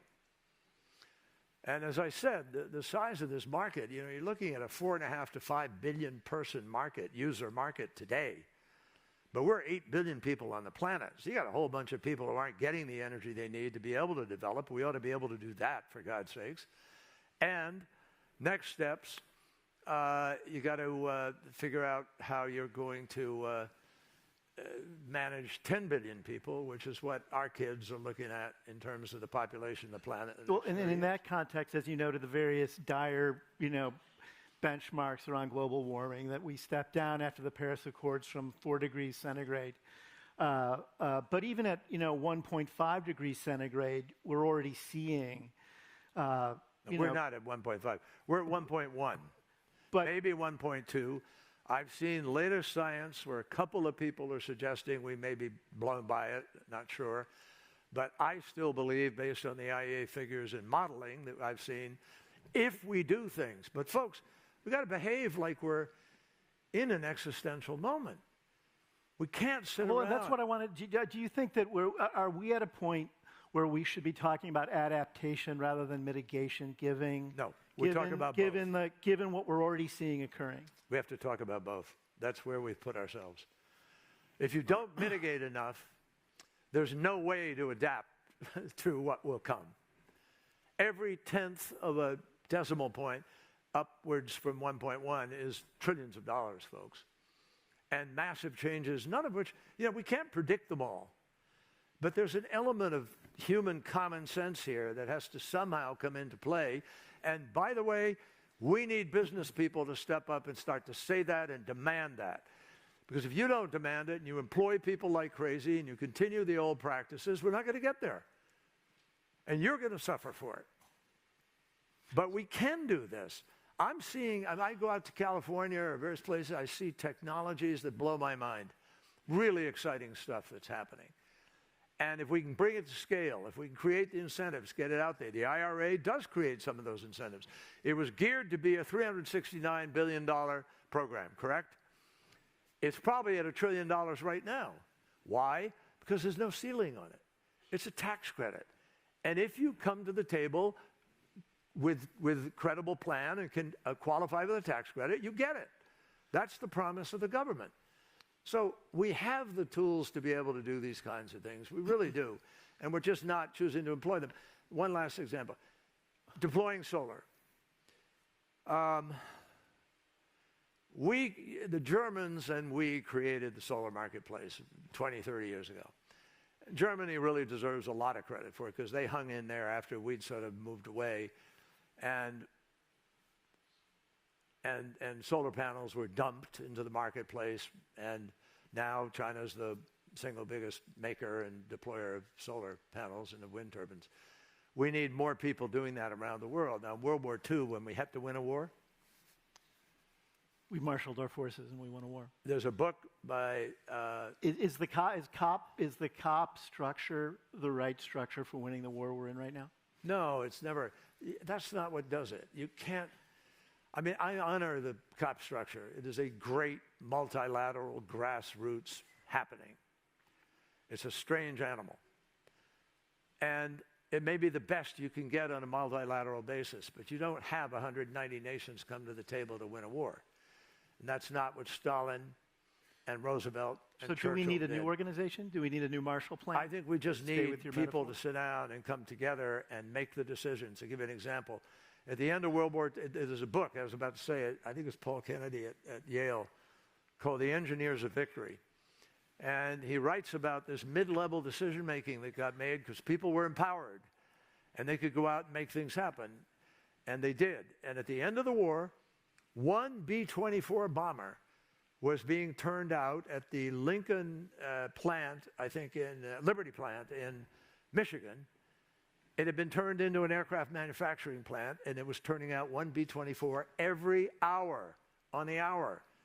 2 Liberty ships were being built every 3 days. And that's the container ship of that period. So, folks, where are our solar panels going out like that? Where are the wind farms? Who's breaking through on the permitting? We don't have 10 years to go through litigation and have permitting. We got to break through. What about nuclear? Doesn't nuclear have to be a solution? Absolutely. Part of the solution? Nuclear is 100% part of the solution. It's clean energy. We know it works. I was in the Navy. I wasn't on a nuclear ship assigned, but I worked with them. And I'm telling you, we have never, I think the first nuclear ship in the Navy was the Nautilus in 1954, submarine. And since then, we've got, I don't know what the number is, 60-something, 70 ships, maybe more, running on nuclear power around the world. But we've never lost a sailor. We've never had an accident. We've never had a spill. We know how to manage these small contained. So SMRs right now, small modular reactors, are much in the discussion. I was in Romania a few weeks ago working with the president there and others to deploy 4 SMRs with the Romanians. They got the first stake on it. We got Westinghouse in Poland building out 4 nuclear plants. Bill Gates is investing his money, half of it, half of the cost of it, not half of his money, but half the cost of the Wyoming plant. And we have another plant which the National Laboratory is doing in Idaho. I've been over to MIT and met with them, and I'm looking at this small nuclear battery concept they're looking at. You just plug it in, put it on the back of a truck. You could take it out, and you could drive a whole series of electrolyzers, or you could drive a desalinization plant, which we're going to need much more of. So there's just a massive amount of transformation staring us in the face. And the challenge is going to be, do we organize ourselves well enough? You guys in business have a better ability than government today, I regret to say. I mean, I spent 28 years in the Senate. I was lieutenant governor. I was Secretary of State. And I am sad to see what is happening right now. And it hurts us. It hurts us around the world. It hurts us at home. And if we could get people together to unleash our power in a more concerted way. What are the biggest hurdles in your mind around getting people to collaborate more on this? Are we just in such a shambolic political era that... No, that, I don't think so. I think, look at, people are collaborating. There is collaboration in many places. And we will lay out in this work we've done with China some collaboration. But you ask, what is it that's in the way? The imperative of status quo, the way money works, the numbers of people who have pressured some of the oil and gas companies because they weren't doing as well as the ones that weren't doing stuff on the climate. Look at the pressure, a bunch of asset owners and managers in New York and elsewhere in the world have been under to make more money. So put it down to greed, G-R-E-E-D, greed. People do not want to transition. People are waiting. People say, oh, it's in the future. It's not in the future. It's the biggest existential crisis facing us now. And but it is being that delayed by personal and by unwillingness of people to grab the bull by the horns and do what you need to do here. In that context, then, what's a successful COP28 in your mind? Well, I think doing the things that are mandatory, obviously. We have a mandatory report on adaptation. I think we will increase the level of funding for adaptation, but we will balance it with mitigation. We will have major step-ups, I think, in mitigation effort, and they will come, some of them, from these sidebar things, like the shipping challenge and the agriculture mission and the First Movers Coalition and so forth. But those aren't substitutes for the fundamental need to have NDCs of countries that actually drive their country's policy to keeping 1.5 degrees alive. You mentioned the United States a little behind. We actually, I think, more because of COVID and partly because of the demand of making up for Russia's gas, and we're one of the feeders, along with Norway, to Europe and elsewhere to sort of keep economies working. It doesn't do us any good to shut down all the economies of the world tomorrow. You'd have revolutions everywhere. And that's not going to happen anyway politically. So we have to harness this capacity we all have to put the right incentives in place and move in the right direction. But in the end, folks, it's called leadership. Leadership. Look at Winston Churchill and Franklin Roosevelt. A lot of things they did people didn't want to do. But they made sure we did them. There's some of our reporters at Bloomberg and unrelated spies circling around COP28 say that there might be a compromise agreement on fossil fuel reductions that actually waters down some of the previous benchmarks about reducing fossil fuel reliance. Do you expect that to come out of this? In that shape? Will it look like that at the end of the day? I hope not, and I pray not, and I'm talking with some of these CEOs. We have about 8 to 10 oil and gas companies that are leaders globally. I think you know who they are. I mean, Equinor and Total and Shell has been, and BP and a few others. But there are a bunch of them that are kind of coming at this, which will be a big step for them. I mean, they haven't been there at all. And they've barely talked about their Scope 1 and 2 requirements, let alone Scope 3. But that now they are. And I know that Dr. Sultan Al Jaber is working very, very hard as he obviously knows the issue, and the UAE knows the issue. And they've been leaders in deploying renewable and investing in renewable and cleaning up their own operations. And they're pushing these companies to come on board. Now, some of them are probably going to come on board with less than you and I would want. We're not going to feel great about it. But I'd rather have them on board and beginning to realize what we got to do and trying to marshal them than having them totally ignoring the issue and not caring and being obstructionist. So again, you cannot, in legislating, in politics, you just can't let the perfect be the enemy of the good. And, in that context, there's been some controversy around the fact that this COP28 is going to be in the UAE, and that Dr. Al Jaber is the president of this COP. What are your thoughts about that? My thoughts about that are that he is the president of a company, and they are an oil state, but they wanted this COP.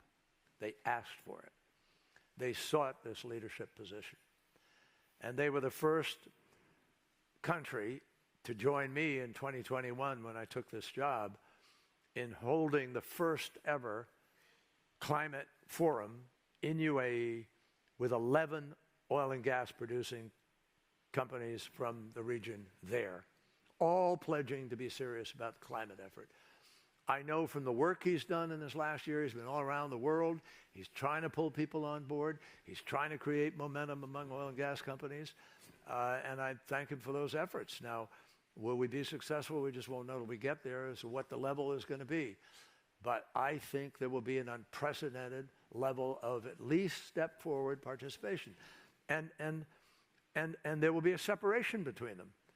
Because the guys I mentioned who are striving for higher and are thinking about scope 3 and are pushing further, they'll separate themselves. But we always had that. In Paris, we had what was called a high ambition coalition. And the high ambition coalition in Paris drove us to the 1.5. And it included island states. It included the vulnerable countries. And I think they're now more and more impatient, more and more militant, as I almost find myself to some degree getting, because you just can't go on with this procrastination and pretend it's not going to have an impact. Everything that's happening on the planet today, folks, is happening at 1.1 degrees of warming. We allegedly have this gap now of 0.4 or so, if that's what it is, to 1.5. Just imagine, 1/3 increase almost in the heat that we have today. And we're losing the Himalayan glaciers, the Yangtze River, the Yellow River, the Rhine was at inches. They had to stop commercial navigation last summer, the summer before. We had 100 degrees Fahrenheit heat in the Antarctic this summer. 70 degrees Fahrenheit heat in the Arctic, which is warming 4 times faster than the rest of the planet and melting at a progressive rate, 86 million metric tons flowing off one fjord, going out to sea and melting, and that's enough water every day falling off the Greenland ice sheet and melting. That's enough water to satisfy the greater needs of greater New York, greater New Jersey, greater Connecticut for an entire year each day. I mean, you don't have to be a scientist to translate concern about these things that are visible to the naked eye. I stood up there on the ice sheet, looked down a hole 150 feet or so. Torrential river flowing out, melting, all the melting of the ice sheet. And the West Antarctic ice sheet is now in jeopardy. The scientist, the head of the Potsdam Institute, Johann Rockström, terrific scientist, really studious, not an exaggerator, but he has laid out global parameters for what we can withstand. And he has said that maybe we're at about 5 tipping points right now.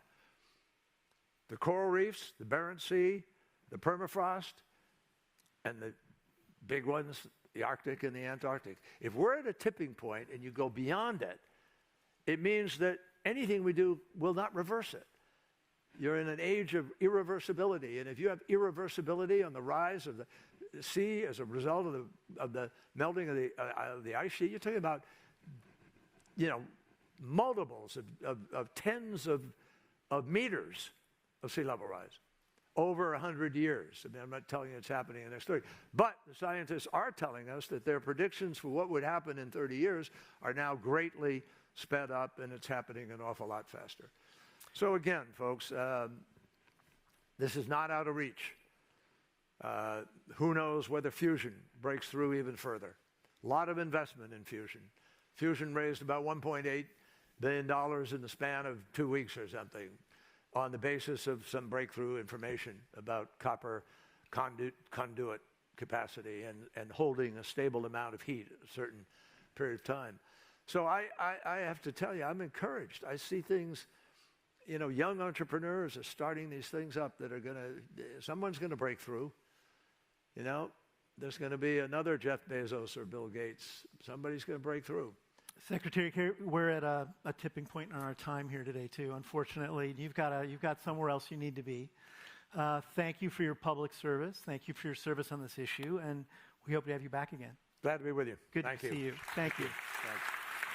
Thank you.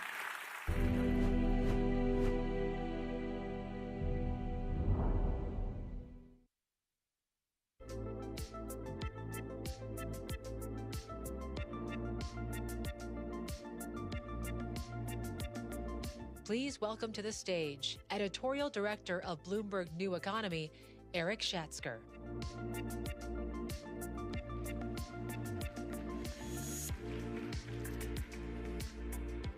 Well, as they say in show business, that's a wrap. We have indeed reached the conclusion of the 6th annual Bloomberg New Economy Forum. In a moment, you'll have a chance to relive so many of the amazing experiences we've all enjoyed over the past 3 days. But first, a few words of thanks.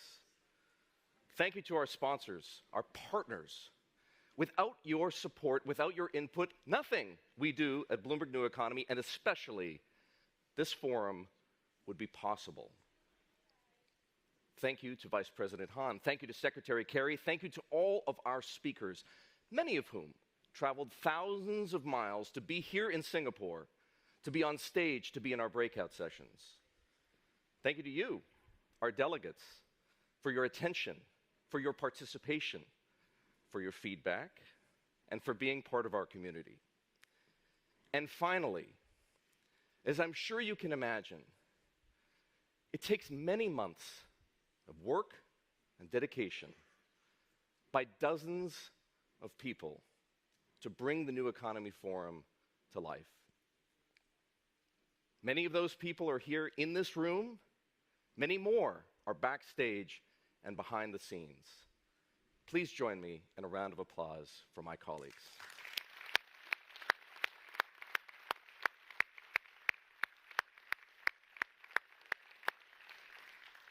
And I'll see you next year.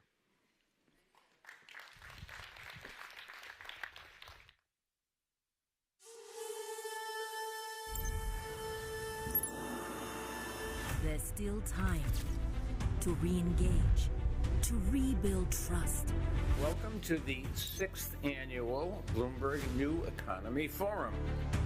Collaboration between the U.S. and China is critical to meeting all the economic challenges that we're going to discuss this week, from global trade and development to climate crisis. 我们愿意美方加强各层次的沟通、对话，推进互利合作，妥善管控分歧，合理应对全球性挑战。 is an imperative for countries in the Middle East to work towards prosperity of the people and the economy. I think the weather has improved, the climate has not.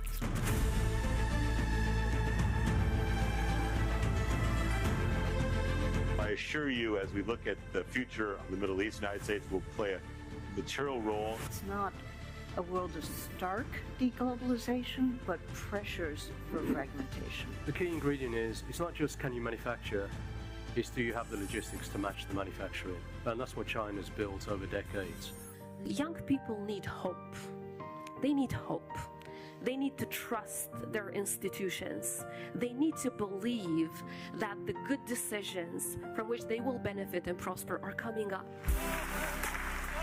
Whenever there's new technologies, the first thing you do is just improve what you do, and then you get massive amount of innovation. But there's going to be some really, I think, exciting investment opportunities. Probably create a lower growth environment for us for a period of time with lower purchasing power capabilities, particularly for those that are less well off.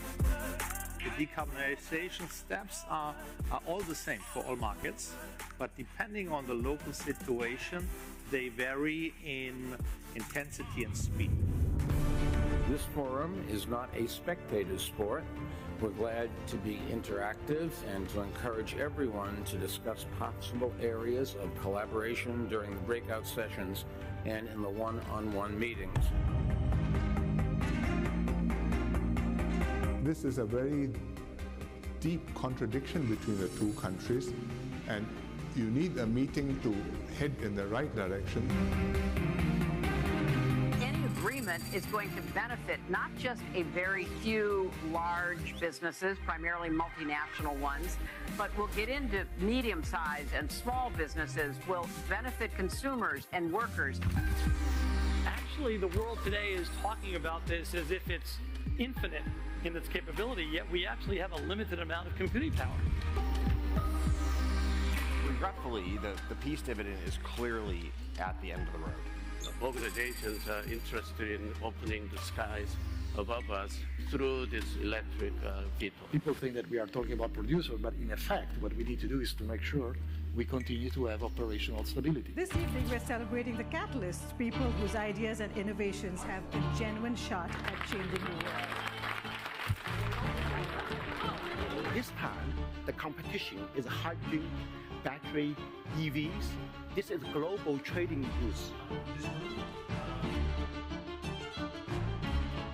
My view is for this climate transition to happen, the big thing we need is solutions at an affordable price. There is growth, as we've seen, we will begin to deal with this debt issue much faster and in a much more sustainable way. Impacts of climate change is an everyday reality for us. This is actually winnable, but only if we do the things we promise to do, and only if we deploy the renewables and the other technologies that we need to effect this transformation. Now,